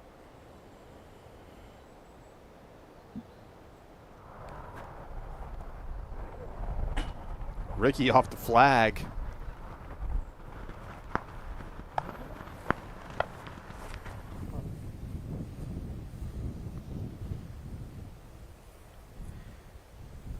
McBeth can run this and win the hole.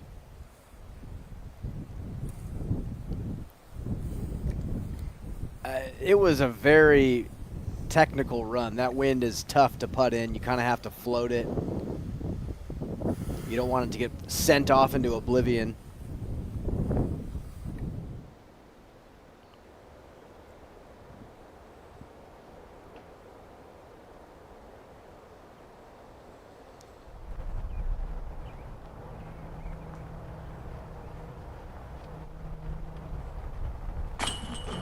Important putt for Matty O to at least apply a little pressure to Ezra. But Aderholt can win the hole, cut the lead to 2.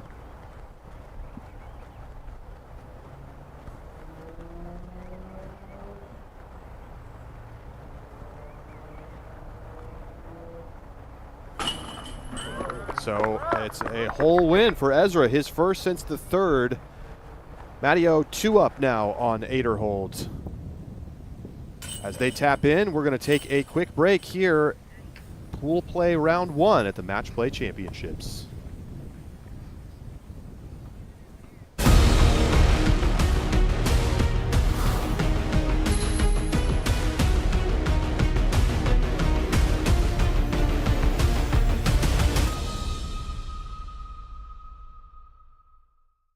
The number one reason I switched from bag to cart is pretty simple. It takes weight off of my back, easier to play a course. I realized that the cart became something I really needed when little things would happen. I'd pick up my bag and my elbow would hurt. Using a cart decreases the bending over, the weight on my lower back. Decide to go with Wysocki, and seeing that my sciatic nerve is gone and I don't need to worry. Only one thing I have to worry about to get birdie, because my Wysocki done it all for me.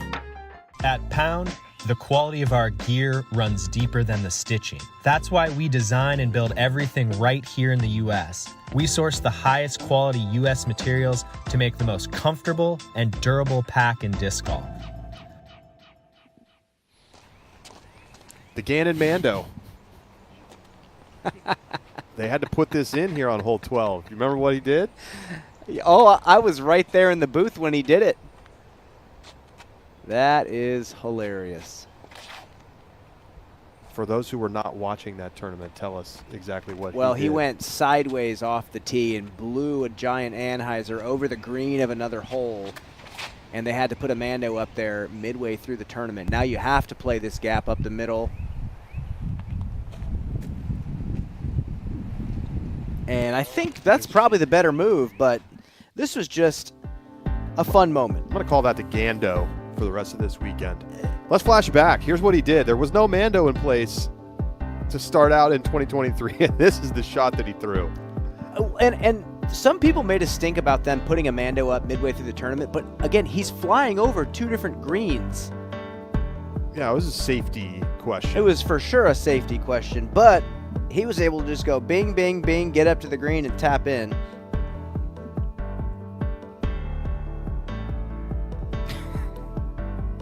So there you go, onto the green, and he signed it. Sorry, guys. Oh, man. To the 11, McBeth. Ooh, we got lucky. I really like that this hole makes you throw that little flex. Players all do it in these little different ways. Some like to force the stable disc on the flex. Some like to kind of softly drift the flip of your disc over.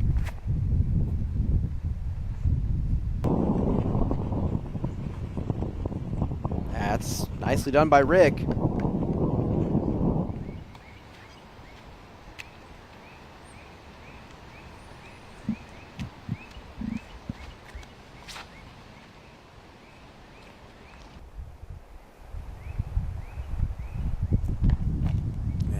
Actually a really nice kick back to the middle, or at least the fairway for AB. Rather be on the right side, but now an 11, Matt not in a good spot. Second shot here for Orum. And he might just go ahead and pick up from here. I'll pick it up. And you heard him say that, so Ezra Aderholt's going to win back-to-back holes, and it's now just a 1-up lead for Matty O. Badrock's been delivering. There's multiple holes where stroke swings can happen just like that. And coming up ahead, we see hole number 14 with the basket right by the water, 15 with the basket right by the water, 18, eagleable par 5. really impressed with the design of this course this year. I think they really nailed it.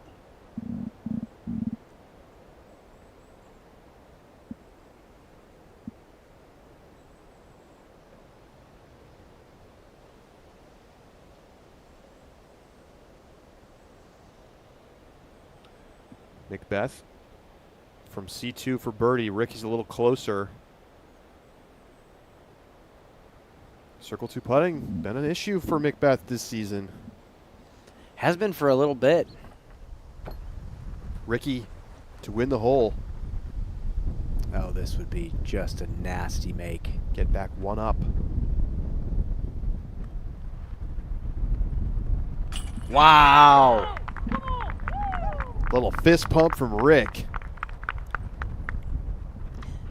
Those hard right to lefts, you have to just have such a confident, firm stroke to beat the wind there. That is just really solid.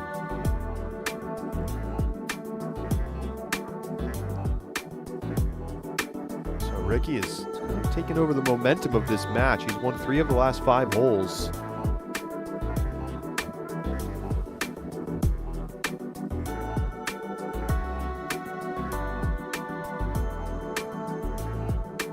Let's check in with Dixon.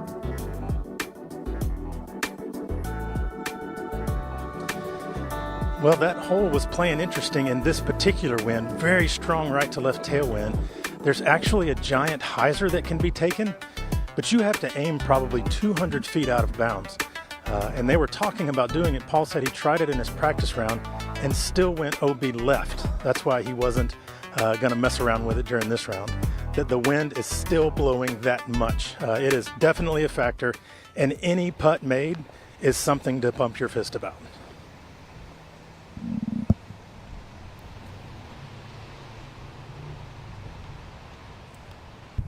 Second shot for Dickerson on 12.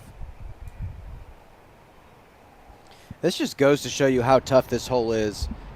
You got to push way up the fairway and push straight. You can't hyzer out.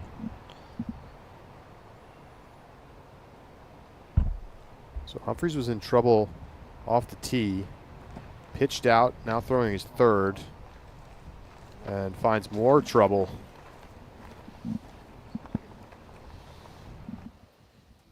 Let's fly hole 12. Well, now that the players are forced to go up this gap, it's just a really demanding shot. You see that tree that we just passed on the left side, pretty much the first available. It forces the players into kind of a punchy hyzer flip. You can't really throw any sort of flex on this shot. You got to get something to go out there with shape. And like I was saying earlier, the natural hyzer finish does not play. I don't care how far down the fairway you get.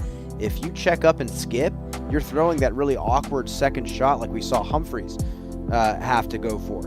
And look how far back and protected this is. It is a pretty much, you think of the Calvin Heimberg eagle shot, that's exactly what you're trying to do off the tee to set yourself up.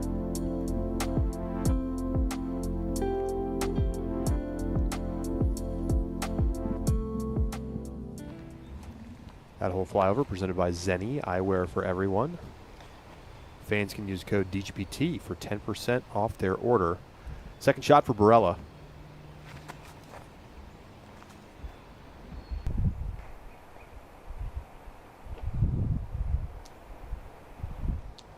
Late tree.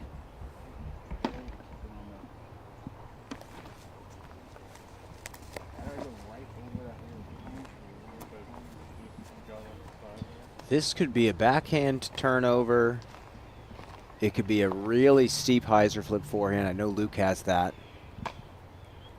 Luke, a really awesome traditional frisbee thrower on both sides.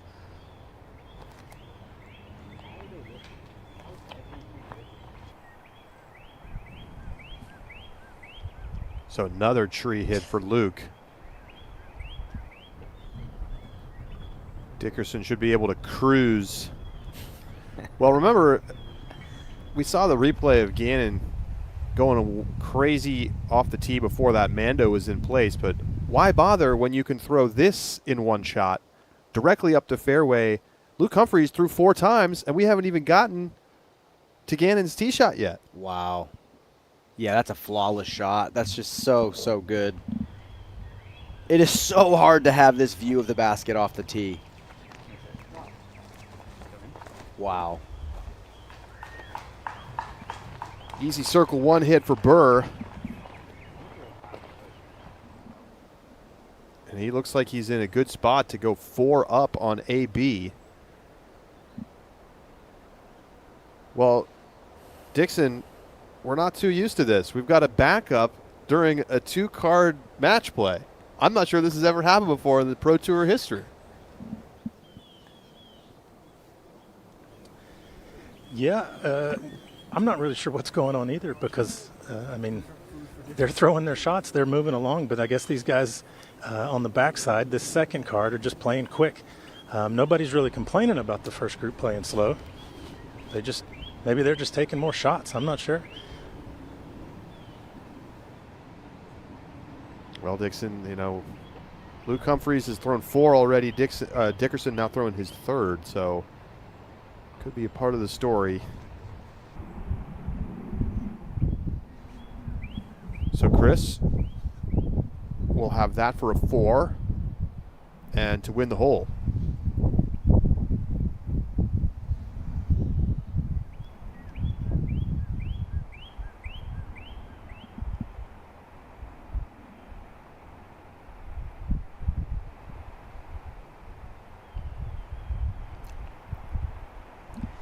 You know, I'm not often too fond of Mandos unless they're used very tastefully, but I'm so glad they put this one in. This is such a beautiful fairway these players have to maneuver.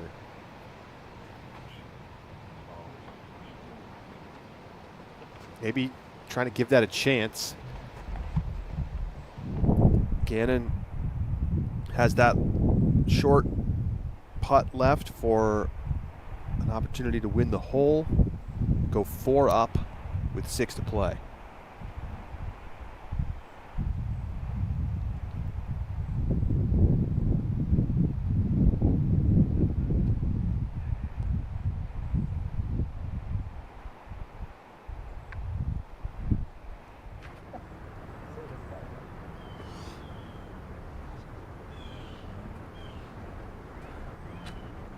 So Aderhold will tee off after winning each of the last 2 holes to cut the lead to just 1.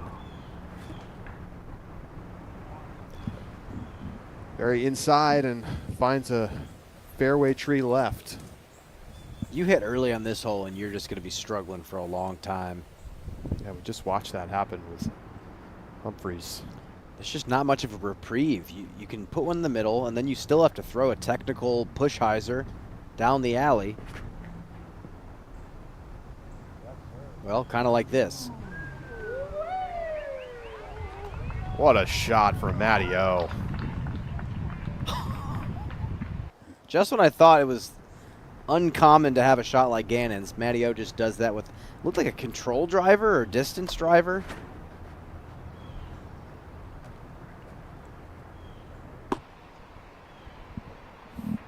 It's a solid shot from Rick. Matty's like 100 feet in front of him.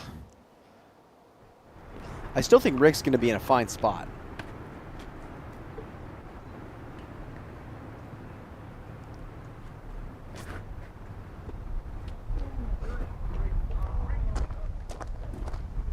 Oh, fortunate roll for McBeth back to the fairway, but he's not getting anything going. And Gannon Burr gets an easy birdie here on the 12th to go 4 up.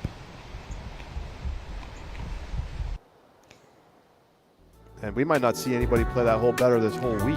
He might need to put another big picture of his face on another tree out here every time he birdies it.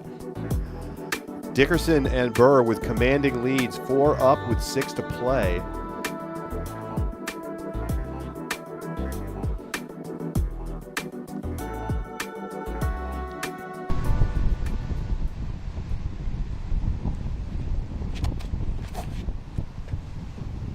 Wide out in the open. OB pinches a tiny bit, but that's all you got to do. Just throw it out there. Just 360, pretty straightforward hole.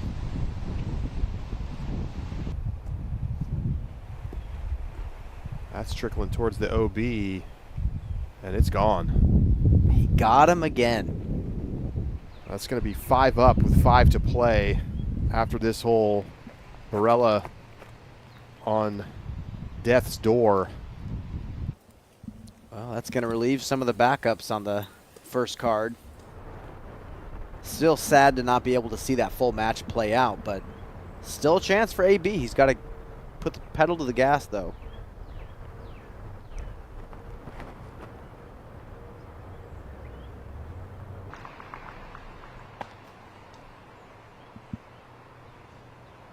It's a decent effort from McBeth from there, but I think Gannon's tee shot was further than that.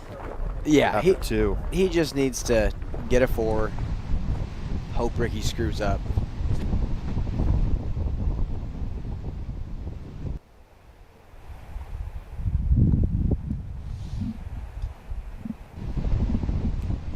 Dickerson inside the circle. Humphreys needs to execute here, and he does. This should be the most birdied hole on the course this week.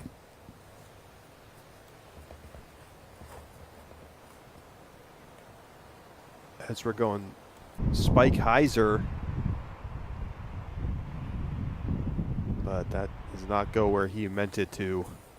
Man, the spike just really hasn't been paying off for him today. Like Dixon said early, you put it up into airspace with no trees to protect you, it's going to just send you. And you can't make a wind read up there either.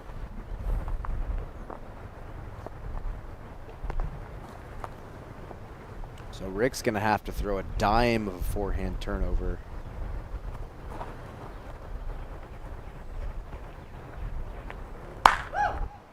And the clap from Ricky. He's on the green.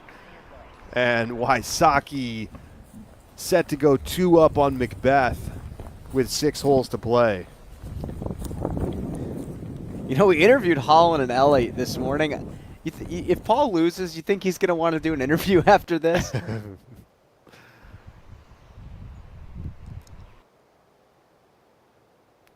Wow, gets the Annie, or not the Annie skip, but the straight skip. One more degree of turn, and that might have just cut rolled.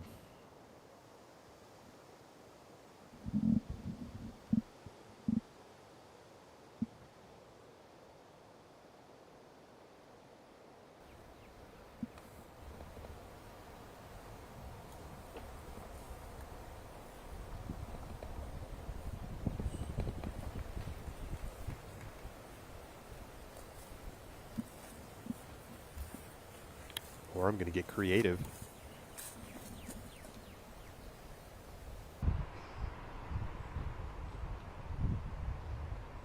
Just going to give him a look. And Aderhold is out of bounds, so he should be able to just pitch up. Yeah, but how fun is it to hit one from the edge of C2? Dickerson. Everybody's inside the circle.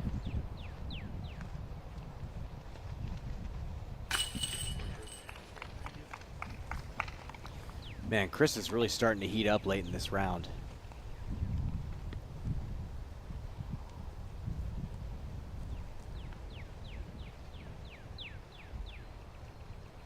Humphreys needs this to tie the hole.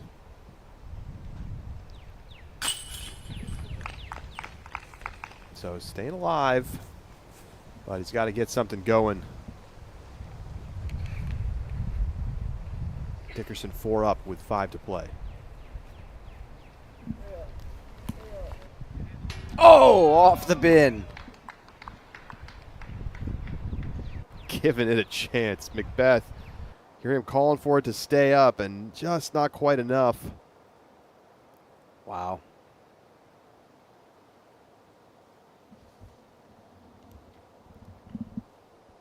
So Wysocki has this to win the hole and go 2 up. And Ricky with another fist pump. And he is in command here.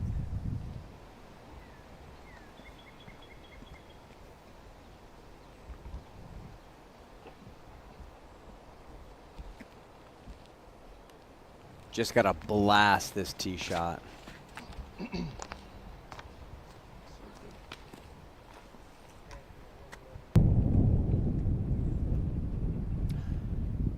An opening for Luke Humphreys.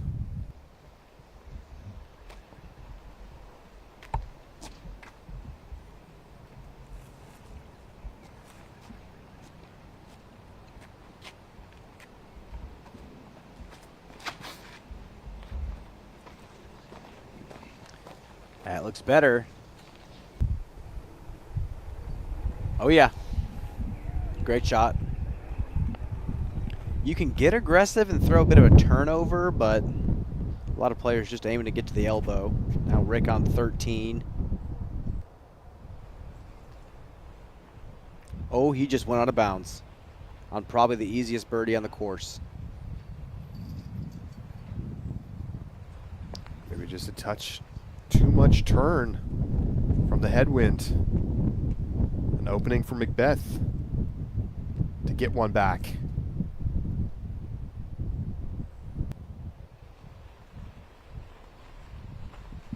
He's going to have to make a nice putt. There's his chance. So McBeth, 5 up, 5 to play. He is dormy. Just needs to push one hole, and it's all over.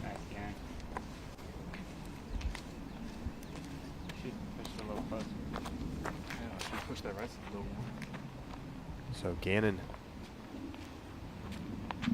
on the fairway. Barella has got to get aggressive. No other options. Well, the hardest part is there's not much aggression to be had on this hole. You can throw a turnover, but it doesn't seem like it rewards you that much. You'd rather just give yourself a clear look.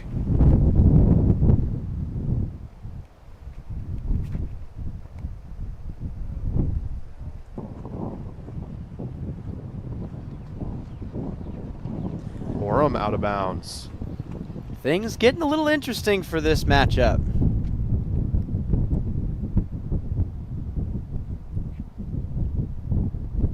Forehand is much better play for this wind.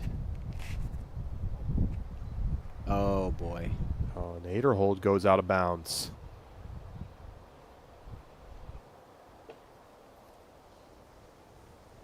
Dixon, I mean, 13. This was an easy hole. The previous group made it look very easy. What do you see there? Well, they made it look easy because it is easy. This is stock for these guys. Tailwind, slight right to left. Ricky was trying to go flat putter, which is a great idea. He just overcooked it. Matty got it up too high, and Ezra just absolutely slipped out of his hand. I can only say that this has to be a little bit of nerves because they do this shot all day long.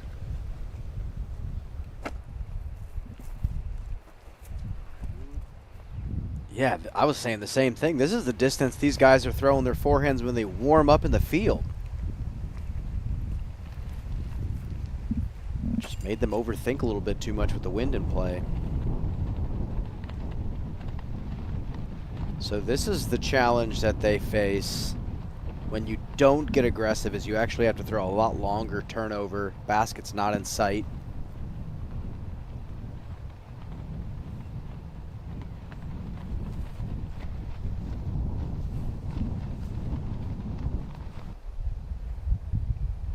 Sit down. That's right on the line. We'll get a confirmation in a second.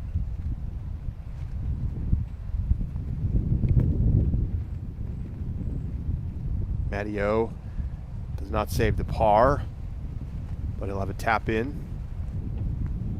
Of course, 8er hold out of bounds as well. So this is what 8er hold has left for bogey to tie the hole.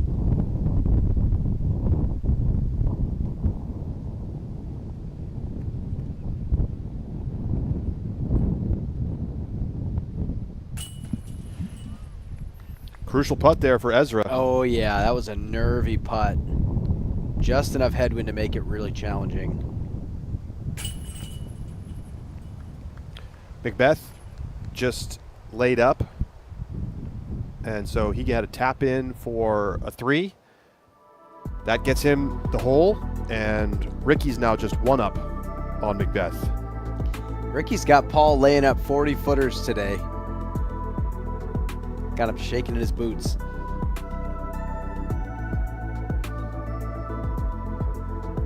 Let's go back to 14. Barella's got to just be thinking about birdieing out and hoping he gets some help from Gannon. It's a little short. It's going to be right at the edge of C2. Yeah, there's nothing like a 70-footer downhill towards water.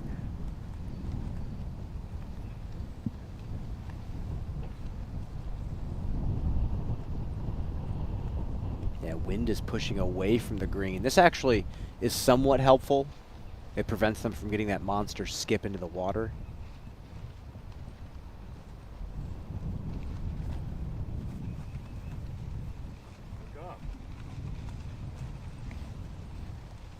Okay.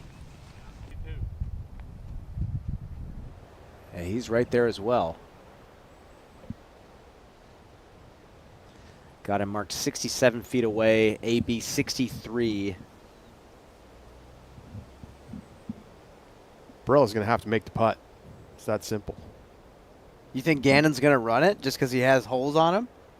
No, I think he's going to lay it up. I guess he has to go first. He'll lay it up either way. But I guess if he wants to really drive home the point about who's boss, Brian, he could just bury it from 67 feet and win the match. I'm all here for it.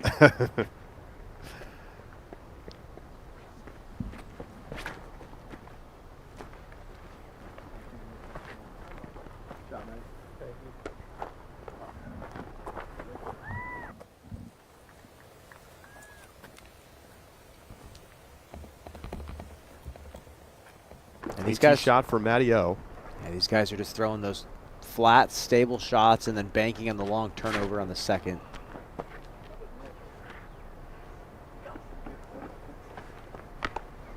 Oh, yikes. Could not find the airspace.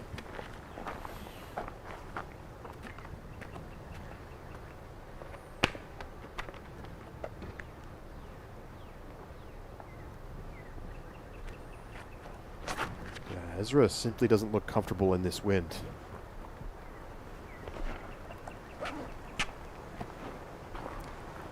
He's got kind of a range of hyzer that he feels very comfortable operating in. But when the wind picks up, it is easier to do a lot of the things that Ricky does, throwing it flatter, maybe even a little flex with something overstable.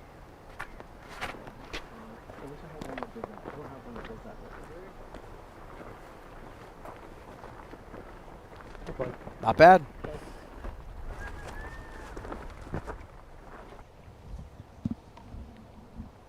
Luke Humphreys looking for a long distance birdie. Great speed.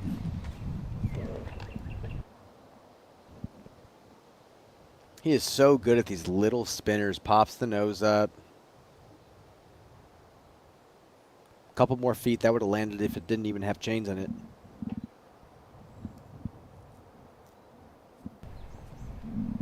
So Gannon Burr laid up. Anthony Barella has to make this to win the hole and continue the match. If he misses, Gannon Burr will win.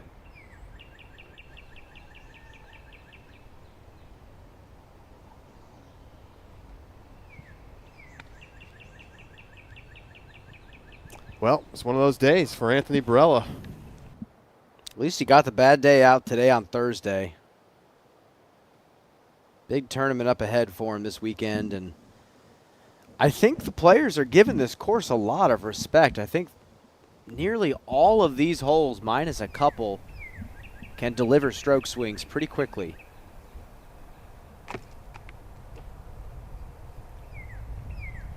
That from a moment ago, Dickerson had to make that to have the hole. And that's all she wrote for Anthony Barella. He and Gannon shake hands, and Gannon's going to run away with the biggest win we've seen today. I think ultimately it's going to be 6 up. So 6-4 for Gannon. I think AB ended up out of bounds there. That's going to be the final determiner. Well, but dominant either way. A win like that is huge for point differential as well. He really put the foot on the gas, and 5 wins over AB. I mean, that's going to help him if there's any tiebreakers.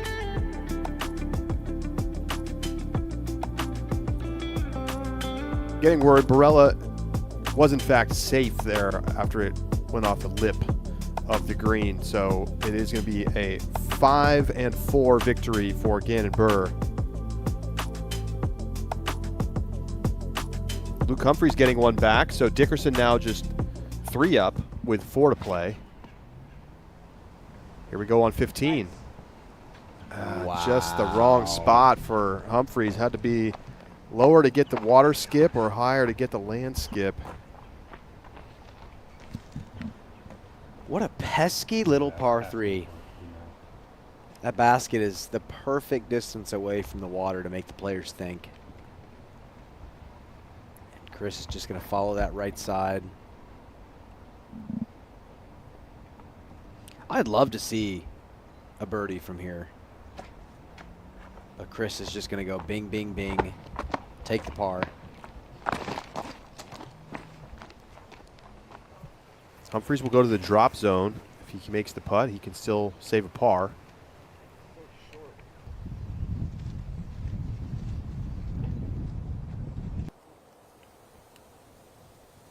McBeth loses a shoe.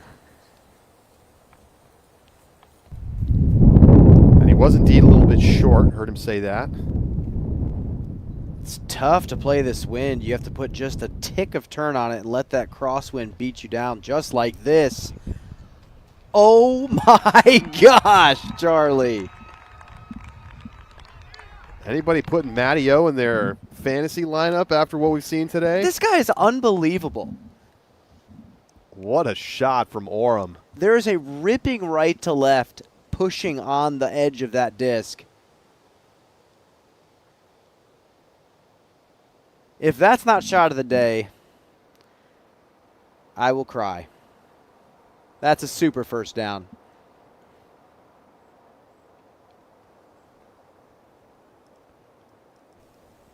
Dixon, you got any other thoughts on that throw we just saw from Orum?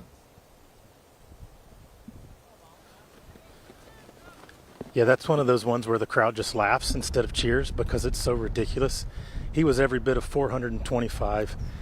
Downhill, right to left wind, left to right slope, OB right, with a mid-range is what it looked like flying, and just absolute perfect touch. He's got a 6-foot putt. The shot was so good that Ezra just basically gave up halfway during the hole. I'm not sure first down is enough to call that. That was a quarterback sneak that broke for 80 yards and 7 points. I mean, that's absolutely the best shot I've seen all day. I'm glad that Dixon tried to paint the picture of how good this shot truly is. Even if there's no wind and you can see the basket, that's a crazy shot. It's so touchy. It bends the corner, and then it has to face the headwind, and then it has to behave and land softly next to the basket. Let's go back to 15. Humphreys, OB. This is from a moment ago. Dickerson pitches up to the green. Has that left for a 3. Humphreys needs this to stay alive in the match. From the drop zone. Downhill death putt, and he puts it in. I love this game, Charlie. I love this game. Great putt. So now Dickerson has got to make this to have the hole. Pretty gentle wind.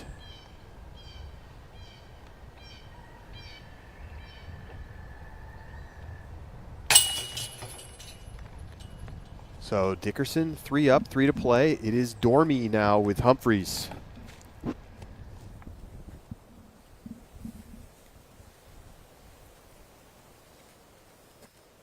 McBeth's third.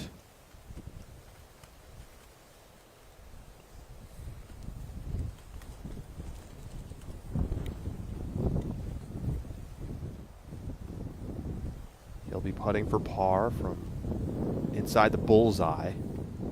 Ricky is about 100 feet out, throwing his third.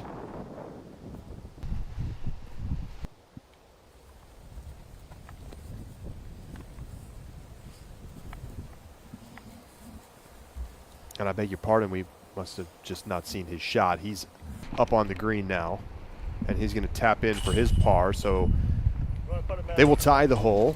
Ricky up 1, 4 to play.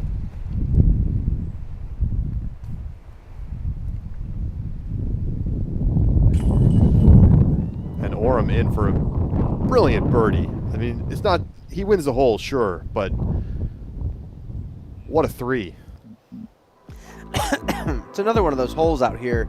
You tip your cap to the people that helped design it, because that's pro-level disc golf. That is a pro-level second shot that you're forcing the players to play.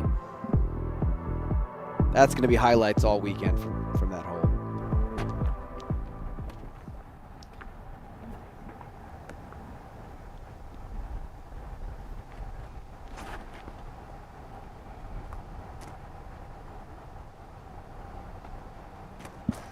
Pretty. Backhand down the left side. Haven't seen that yet. That takes a lot of confidence.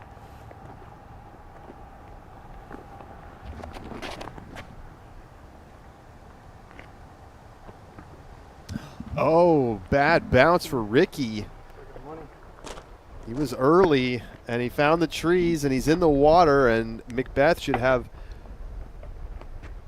a fairly easy hole win. Just got to make that putt. And Ricky would have to hit from the drop zone like we just saw from Luke Humphreys.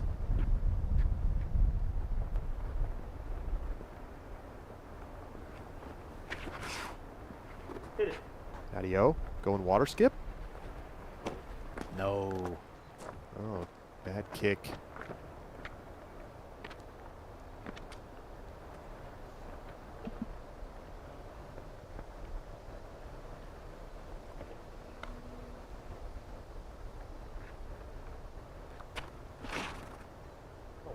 Going for it.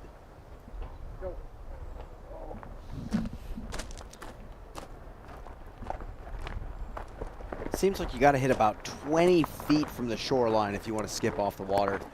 Saw Ricky do it pretty consistently in practice.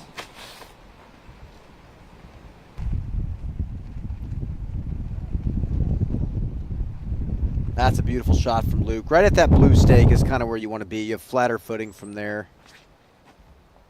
Dickerson just needs to push the hole to end the match.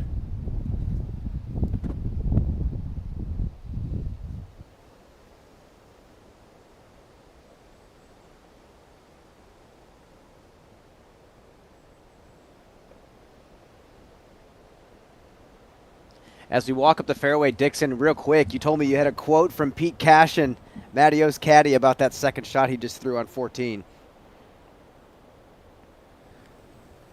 Yeah, I walked up to Pete and I said, man, that was a great idea, telling Matty to throw that shot. You know, excellent caddy work. And Matty kind of chuckled and said, he just told me to have fun. And so I did.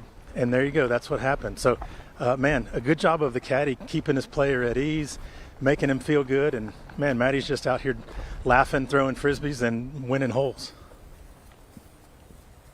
I'll never forget the conversation I had with him in Austin last year when he signed that first big contract of his, and he was feeling the pressure. He was feeling the spotlight, and he said he really needed to get back to his roots and why he started playing this game to begin with. It's hard to do sometimes.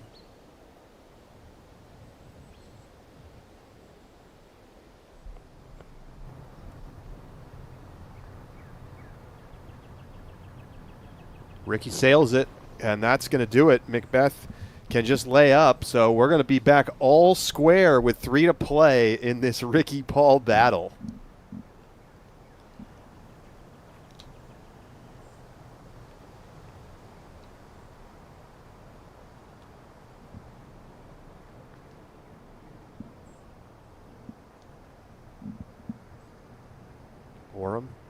in the bullseye for par. Ezra needs this to stay alive. And that's going to do it.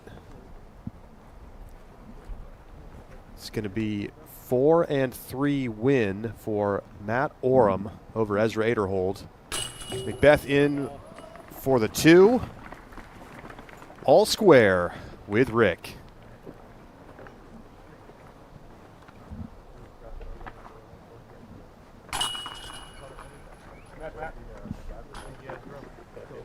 Handshake there. Orum takes it down. 4-3, 3 points. And the shot of the day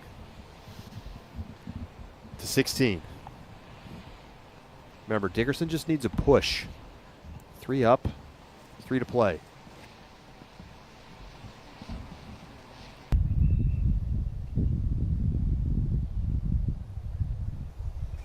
Well, that snuck through enough of the right side to where I think he could still maybe get the 4, but Luke is way ahead of Chris.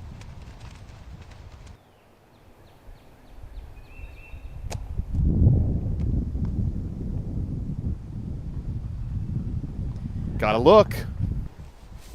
So that was from a moment ago. We catch up live with Dickerson. He's got to get up and down from here. Luke's too close. Yeah. That's going to do it. Just outside bullseye now. This is Luke's 3rd. Basically got to throw it in for what would be an eagle.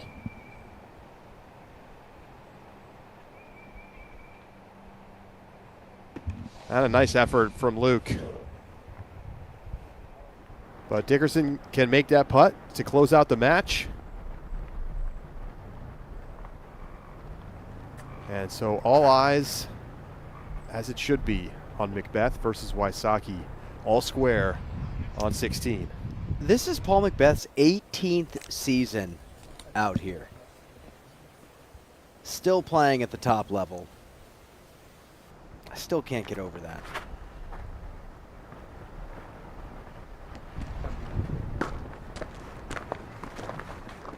Oh, that's an aggressive play from Rick. That is way up the fairway. He's in flat footing. Dixon, what are we looking at?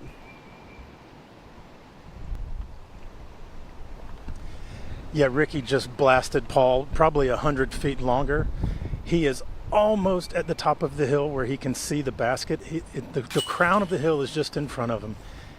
So he can't quite throw down the slope, but he could get to the mouth from here, and I don't think that's possible from where Paul's at. So definitely advantage towards Rick. He can put the pressure on and make Paul execute 2 really great shots from here. Great stuff, Dixon. We just watched Chris Dickerson tap in and close it out against Luke Humphreys. 3-2 final in that one. Strong performance from Dickerson, especially in that middle stretch of the course. Yeah, he was a little shaky early on. Him and Luke were kind of trading blows back and forth, making mistakes. But yeah, Chris just turned on the jets. Even rounds like this making me curious what the 3-round final score is going to be for the winner. Are we going to see double digits each round? Are we going to see a 30 under par winner out here? I think a lot depends on the win, Brian. That's true. That is true. That would be just a spectacular weekend score. We saw double digits last couple years, but they've tightened up some OBs, stretched out a couple holes, and with the wind conditions up like this, birdies are there. It's just that there's a lot of bogeys too. Well, you see a lot of power shots behind minis in the fairway, and it's going to rain potentially this weekend, Charlie. Second for McBeth. Saw how low he had to keep that to get the distance line to fly right. Wow. That is massive, and he's going to have a look for eagle.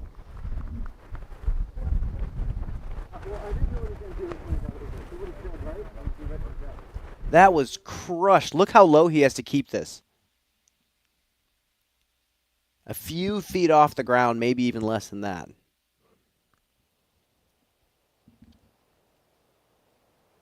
He was telling me earlier in the season he was having a tough time even hitting 70 miles an hour, but I can assure you that crested 70. That's a huge shot. And so Ricky, who outdrove Paul by quite a bit, see if he can one-up him into this green.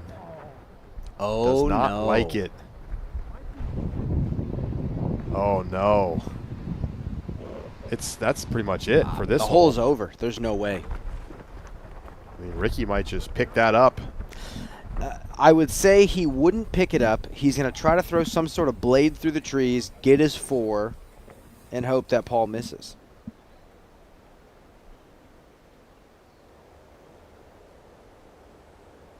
Just a rough shot. He was trying to get some turn on it, throw a little flex.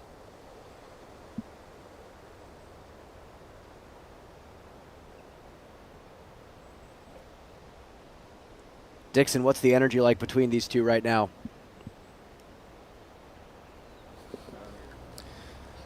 Well, I can tell you the energy is completely different than it was about 45 seconds ago.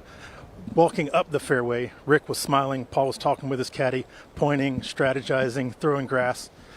After Rick's shot, Rick was looking at his hand, shaking his head. Paul was walking down the fairway with a giant smile. It's just funny to hear in the press conference that both of them said, yeah, finally I can root against them to fail. It kind of feels like they're always rooting for each other to fail, but maybe not this intensely. Look at the back and forth we've had. After that kind of even start, Ricky was going super long OB on the first, giving McBeth the edge, but then we've exchanged wins on 7 of the last 9 holes, and McBeth looking like he's going to make it 8 of 10. This course just continues to be a fantastic match play course. 10 wins on the Orum Ezra match. Currently 8 wins for Paul and Rick. Lots of scoring separation out here. Ricky jumping it through the woods. Yeah. And he's going to have a putt. Yeah, that puts the pressure on Paul. He still has to make the putt.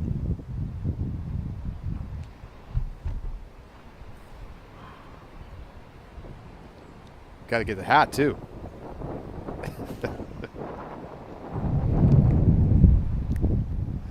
So McBeth can win the hole with this putt for eagle.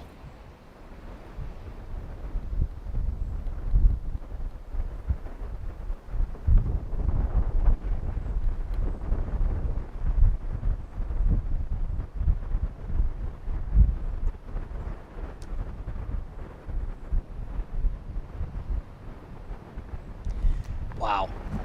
How much higher was he going to have to play that to actually make the putt? That wind was just not favorable.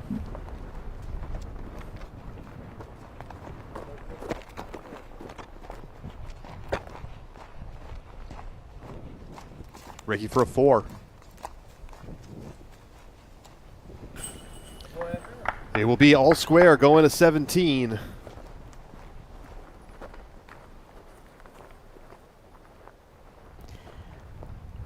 I know ties are in effect. I know you get a point for a tie. How would you feel if it ended in a tie?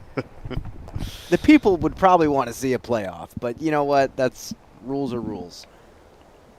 It will wet the whistle for the match play championships, perhaps, Brian. Maybe we'll see them match up once again in the bracket in November. Oh, give me a Paul-Rick bracket match at Hornets Nest. Gannon Bird dominating. Anthony Barella wins 5 and 4. Chris Dickerson 3 and 2 over Luke Humphreys. And Matty O 4 and 3 over Ezra Aderhold. So the lone remaining match is this McBeth Wysocki battle. They go to 17, all square.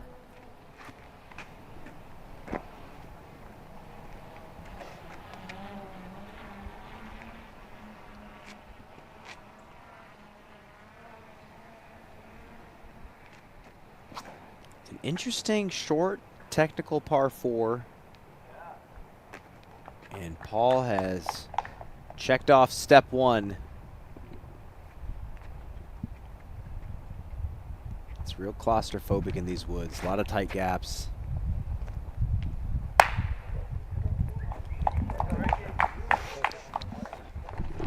All right. Both guys in good position, taking a quick break. McBeth, Wysocki closing it out.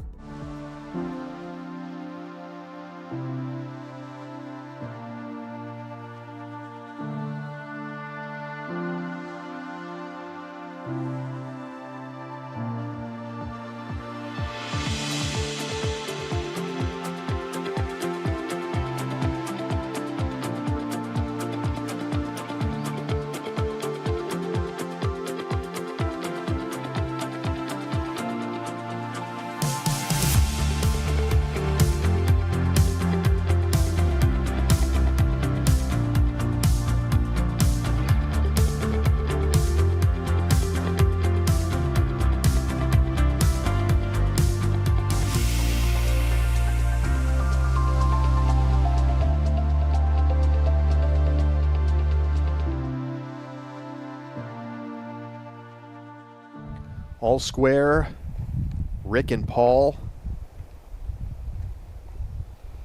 Second shots on 17.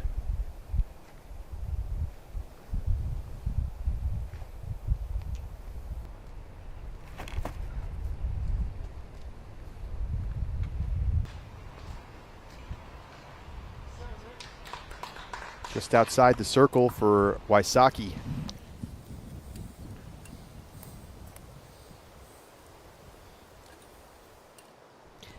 You wonder what emotions these guys are feeling right now. You think they got the butterflies right now, Charlie? Wouldn't you? I don't know. I mean, these guys have won so many tournaments, majors, world titles. I wonder how much this match actually matters, because I feel like it matters more than meets the eye.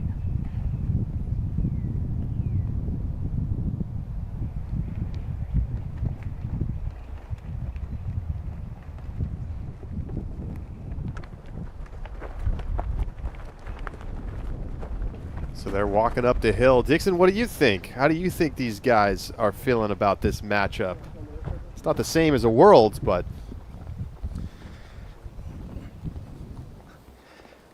I know in my own life, I hate losing $1 to my close friend more than I hate losing a tournament. So I imagine there's some extra on the line. And I don't know if I'm reading too much into it, but whenever Ricky throws a good shot, he walks really close to Paul afterwards. That's a great observation. Man, this is a tough putt to have to run. Kind of has no choice. Ricky right at the edge of the circle. Little tailwind. Swing. My goodness, how does that not move? So good. McBeth now 0 for 8 from circle 2. And he still might have to make his comeback. I'm not sure how far he went. To win the hole, go one up, going into 18. You bet.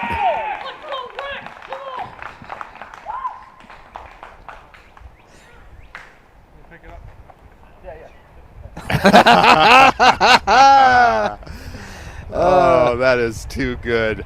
Ricky out in front with one hole to play. Can McBeth find a little magic on 18 and tie it up and claw a point out of this, or will the Raptor legs run down this fairway and take it down? I just beat you on the hole. Do you want me to pick up your putt, or do you want to get put it that for out? you? Do you want to play that out?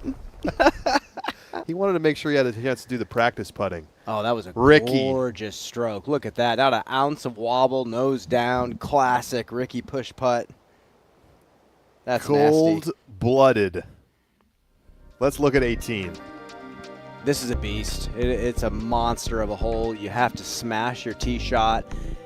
But again, in classic fashion, playing a power shot to the elbow to give yourself an angle on the next shot. You have OB all down that side. And you see the pinch point at the elbow, not very wide whatsoever. So players are really going to have to get careful here. The dream is to be left of all these trees. That's pretty luxurious if you can get there. And if you do get far enough up there, the eagle look is in play, but man, it is a tight sliver peninsula to have to access. It is a really interesting, dynamic final par 5.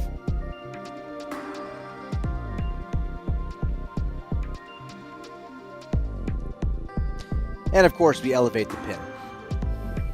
Just got to make it a hair harder.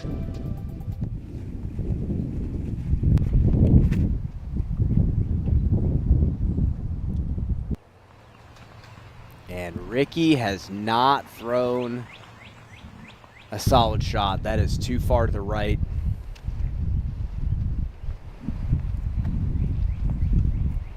You want to get that flex, you want to get the turn, but you need that to check up and push straight. We did see some eagles here in the past. Jared Stoll and Ben Calloway eagled it back in 2023 when it was on the Silver Series. This looks yeah, much better. Much better. All right, McBeth trying to tie the hole, tie the match. We'll be right back, 60 seconds for their second shots.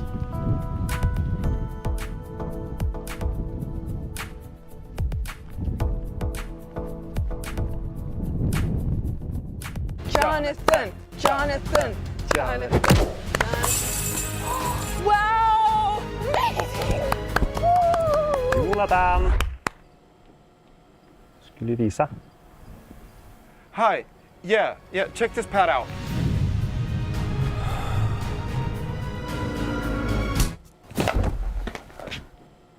I think you should use your wrist a little bit more.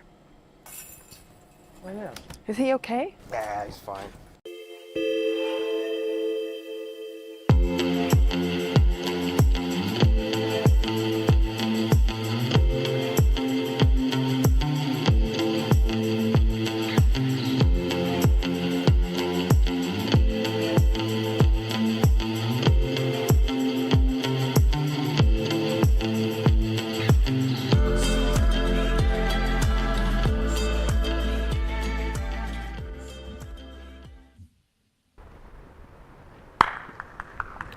Dixon Jowers, tell us, what do these guys have for their second? Ricky was in a very tight spot, he needs to turn this over. He's got to hit a really tight line, probably 250 to the landing zone.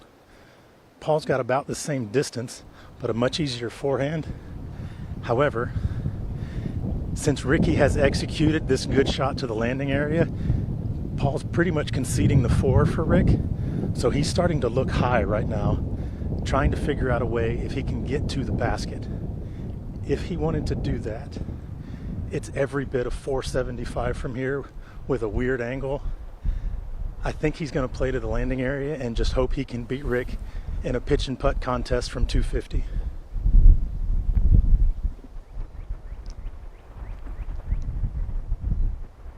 The ceiling just doesn't look good. He needed to be a little bit farther to go left of everything.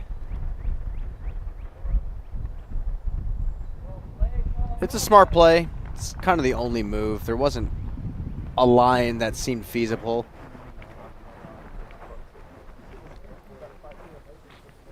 Yeah, you hear Paul talking about if he could be a little bit further over, would have had a chance maybe to run it. What a tiny gap Rick had to hit to get out to the landing zone. That's just fine. And now, yeah, it's a backyard barbecue. They're playing bocce ball here on this final shot. And he is totally fine with that. The wind's going to make it interesting. It's an elevated pin. Dixon, can you actually give us a wind direction? What side of the green are these guys going to have to play for?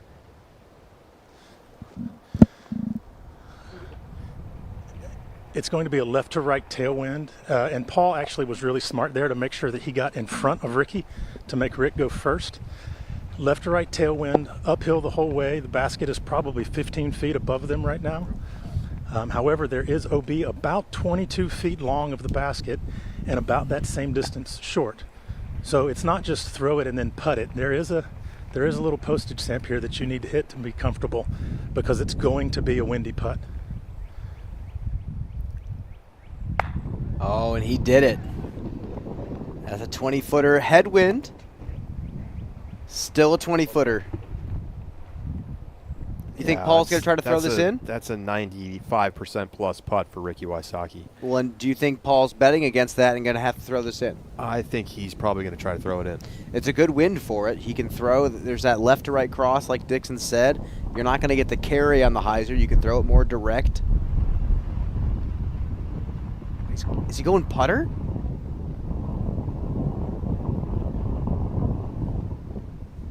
This would win the hole and tie the match if it goes in. He's going to have basically a tap in, but he's going to need Ricky to miss a close putt. And is he banking on Ricky to miss that? Maybe he decided it was, maybe he's thinking about tiebreakers in the future. I would love for Ricky to just go over and tell Paul, I'm actually out of bounds, so don't worry about it. Just put it under the pin.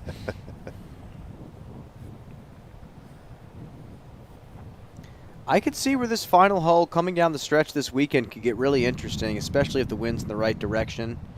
Neither of these guys threw a max distance shot to get to the landing zone off the tee. I remember Jake Hebenheimer, when he was in contention to win this, missed the eagle look by inches.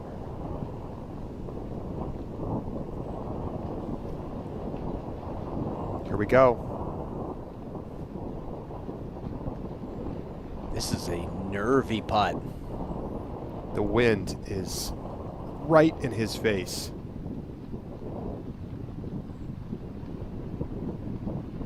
To win the match.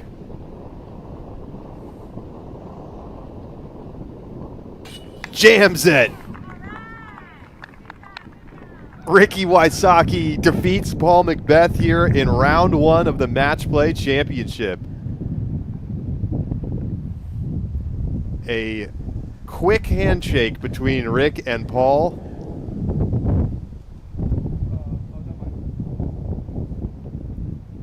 Wow. What a match. I bet that's one of the nerviest game winners Ricky's had to hit in a long time. And it was inside circle one.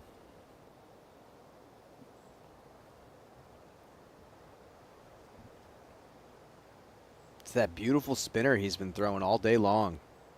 Hit a gorgeous one on 4.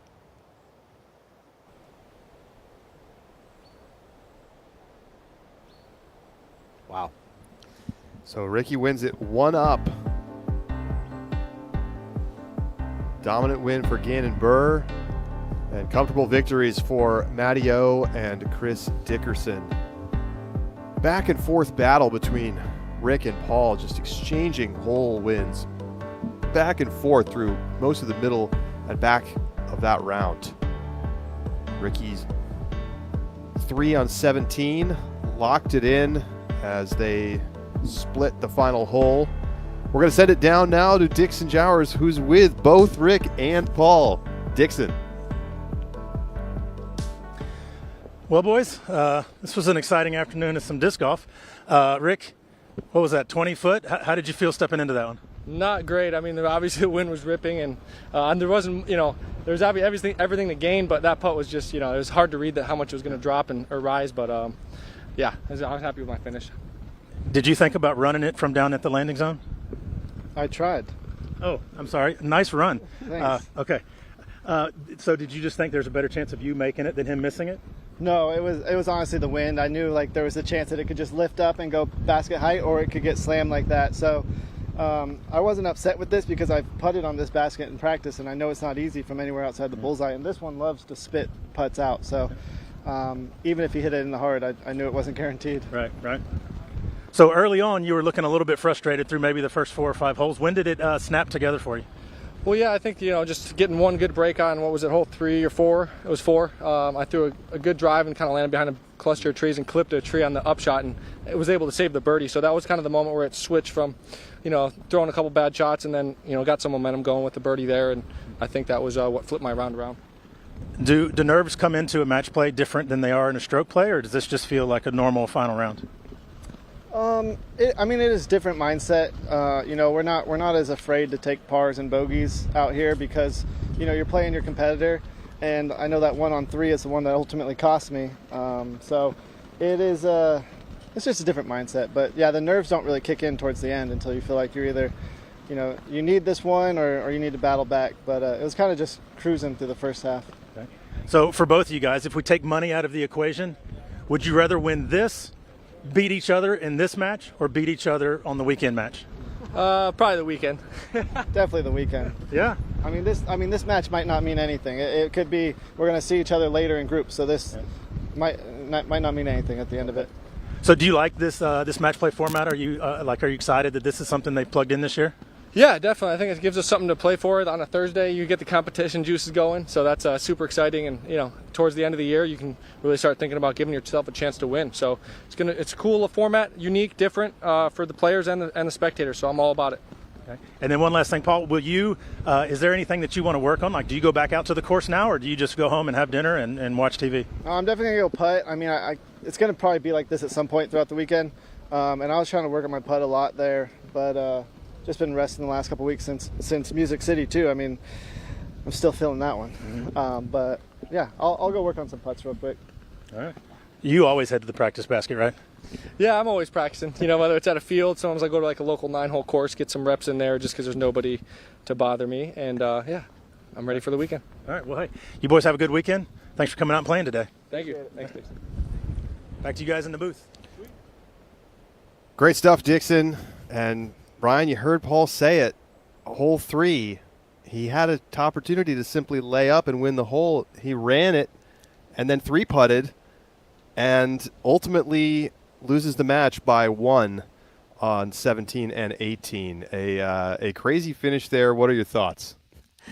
My first thought reflecting on the interview is Paul just saying, this match doesn't mean anything. It doesn't mean anything. Don't worry about it. We're going to see each other later. You think he's telling the truth there? No. 3 points to Ricky. Match. He makes a fair point, which, if they both win their other matches, if McBeth wins his other 2 matches, he's going to advance out of the pool, and then, you're in the bracket. But I think it means a little bit more than he's letting on there.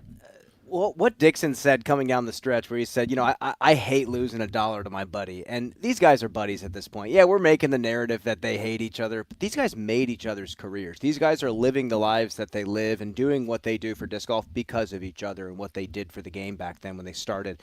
So, yeah, it's competition. Yeah, they want to win, but I think this is something they were looking forward to. So it was great for us to get to witness that. Yeah, it was a blast, a super fun start to the match play, and all the matches in the books. We're going to take a quick break, more analysis on the other side, and we'll get to see our OTB shot of the day as well. Stay with us.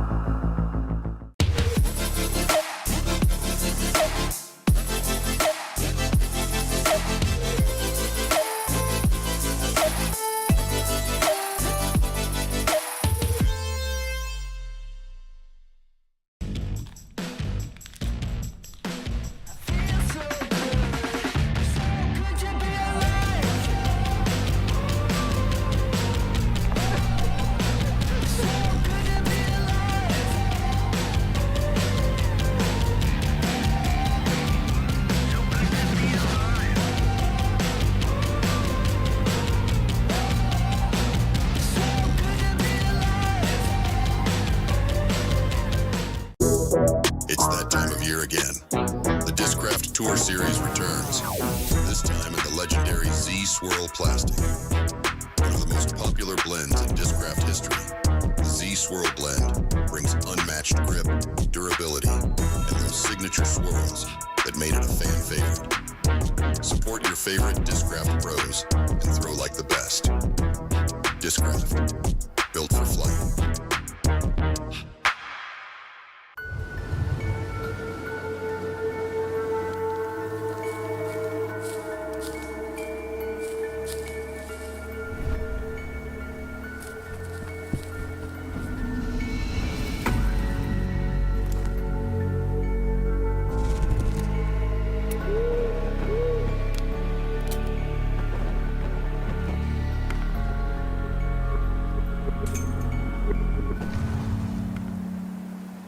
Ben's a pro who spent $25 on his premium driver and threw it 413 feet, which means he spent about 6 cents per foot for his shot. Matt's a total noob, but he only spent $5 for his premium driver on discountdiscgolf.com. He throws his 213 feet, which means Matt only spent 3 cents per foot for his shot, making him the clear winner in this distance battle.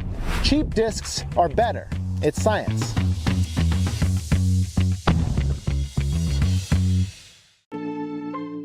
Your membership dollars have a huge impact on the growth of the game of disc golf. The PDGA uses membership dollars to provide and aid disc golf as it spreads across the globe. From tools like the PDGA app and Tournament Manager, services like the TD Helpline, and grant programs that support the growth of disc golf globally. Your active membership also brings you access to select member benefits, including free and discounted access to the Disc Golf Network. So sign up today, and we'll see you out on the course.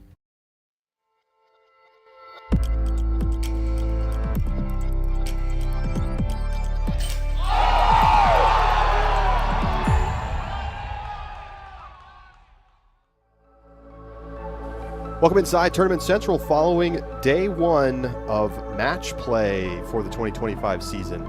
There's a look at the Group A standings. Gannon Burr, Chris Dickerson both picking up 3 points. Luke Humphreys falling to Dickerson. AB losing big to Gannon. They both get nothing. Over in Group B, we've got 3 points to Ricky Wysocki and to Matty O. McBeth and Aderhold both coming up empty in their matches today. So we'll see the next time these groups face off, and it is round robin play, and the top 2 finishers will advance to the Match Play Championship coming up in November in Charlotte. Hornets Nest, that's going to be a blast, Brian. From the tips, it's one of just the nastiest wooded courses you'll play, and I think it's a great place to come back to. Especially after what we saw when Nathan Queen won the championship back there, and so many good holes, so many good challenging shots. And I think it's going to be great for match play. But all these courses that we have on the circuit are going to be great for it, including this course right here. Yeah, so we've got more match play coming up over in Europe. We'll play at GMC. There's probably going to be some that hasn't quite been announced yet because we're waiting to figure out Idlewild as well. But we also got to figure out how we're going to schedule the people that we missed at Music City and who are not here playing this weekend. So there's another 2 groups in each division that are going to be playing. And it sounds like maybe the Cascade Challenge up in Washington might be the next time we see some match play. So we got so much fun coming up. You know, we got President's Cup. And then right after that, the first major of the season at the Champions Cup. Then we'll go up the West Coast Swing, a little more match play. And then, Brian, we're headed to Europe in not too long to go have a couple back-to-back majors, including the first World Championships on that side of the pond. This is season number 8 for me, and it seems like every season that goes by, you just blink and you're at USDGC and it's all over. And I think right now we really need to cherish where we are right now. Look at how these players are treating a simple match play event. 1 day, 1 match, 1 player, and Ricky is acting like he won a major championships. that fired up. I think guys like that are helping to push the rest of the field to stay locked in at every event this season, and I think that's what's special about the tour this year. Any final thoughts on the match play from today? Electric. I think the players have bought in. I think we are seeing that they enjoy that it's a circuit, that you do get redemption. It's not just a single event. You get to go play against someone else in your pool, maybe someone that was on your card today. I think that's going to be exciting. There's going to be a lot of different social dynamics, so I think the entertainment factor is just going to be huge. Yeah. And then the last question I have for you before the OTB shot of the day, how did you think the course performed today as we get ready for the Kansas City Wide Open? Yeah, so good. Again, I talked about it at FPO, I talked about it at MPO. Look at the holes where they didn't score the same. So many. 10 wins on Mattio's card, 9 wins on Paul and Rick's card, 7 on Dickerson's, and 7 on Gannon Burr. Those are 7 holes that they did not take the same score. So to me, I think this course is fantastic. And the green, the holes won all over the board when you look at the scores. Yeah, it's going to be exciting, especially if the wind stays up. Very excited to watch all the action unfold this weekend. We'll be back in the booth with you all weekend long. Dixon Jowers out on the course. And so thank you, Dixon. Great job today. Brian, it's time for the OTB shot of the day. I think I know what it's going to be. You called it earlier, and you're going to call it again. I'm going to tuck myself into bed tonight just like thinking about that shot. Mattio, hole 14, shot 2. That is one for the books. Roll it. Roll it over and over and over again. OTB shot of the day.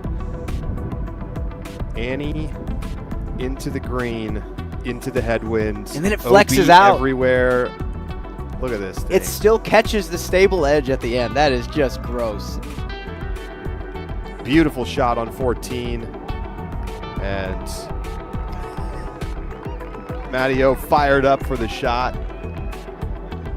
He would win that hole, win the next hole, and close it out against Ezra Aderholt. Join us tomorrow, 9 a.m. Central Time, 10 a.m. Eastern, 5 o'clock Eastern European for FPO round number 1 of the Grip EQ 43rd Kansas City Wide Open, presented by Under Par. It's all live on the Disc Golf Network.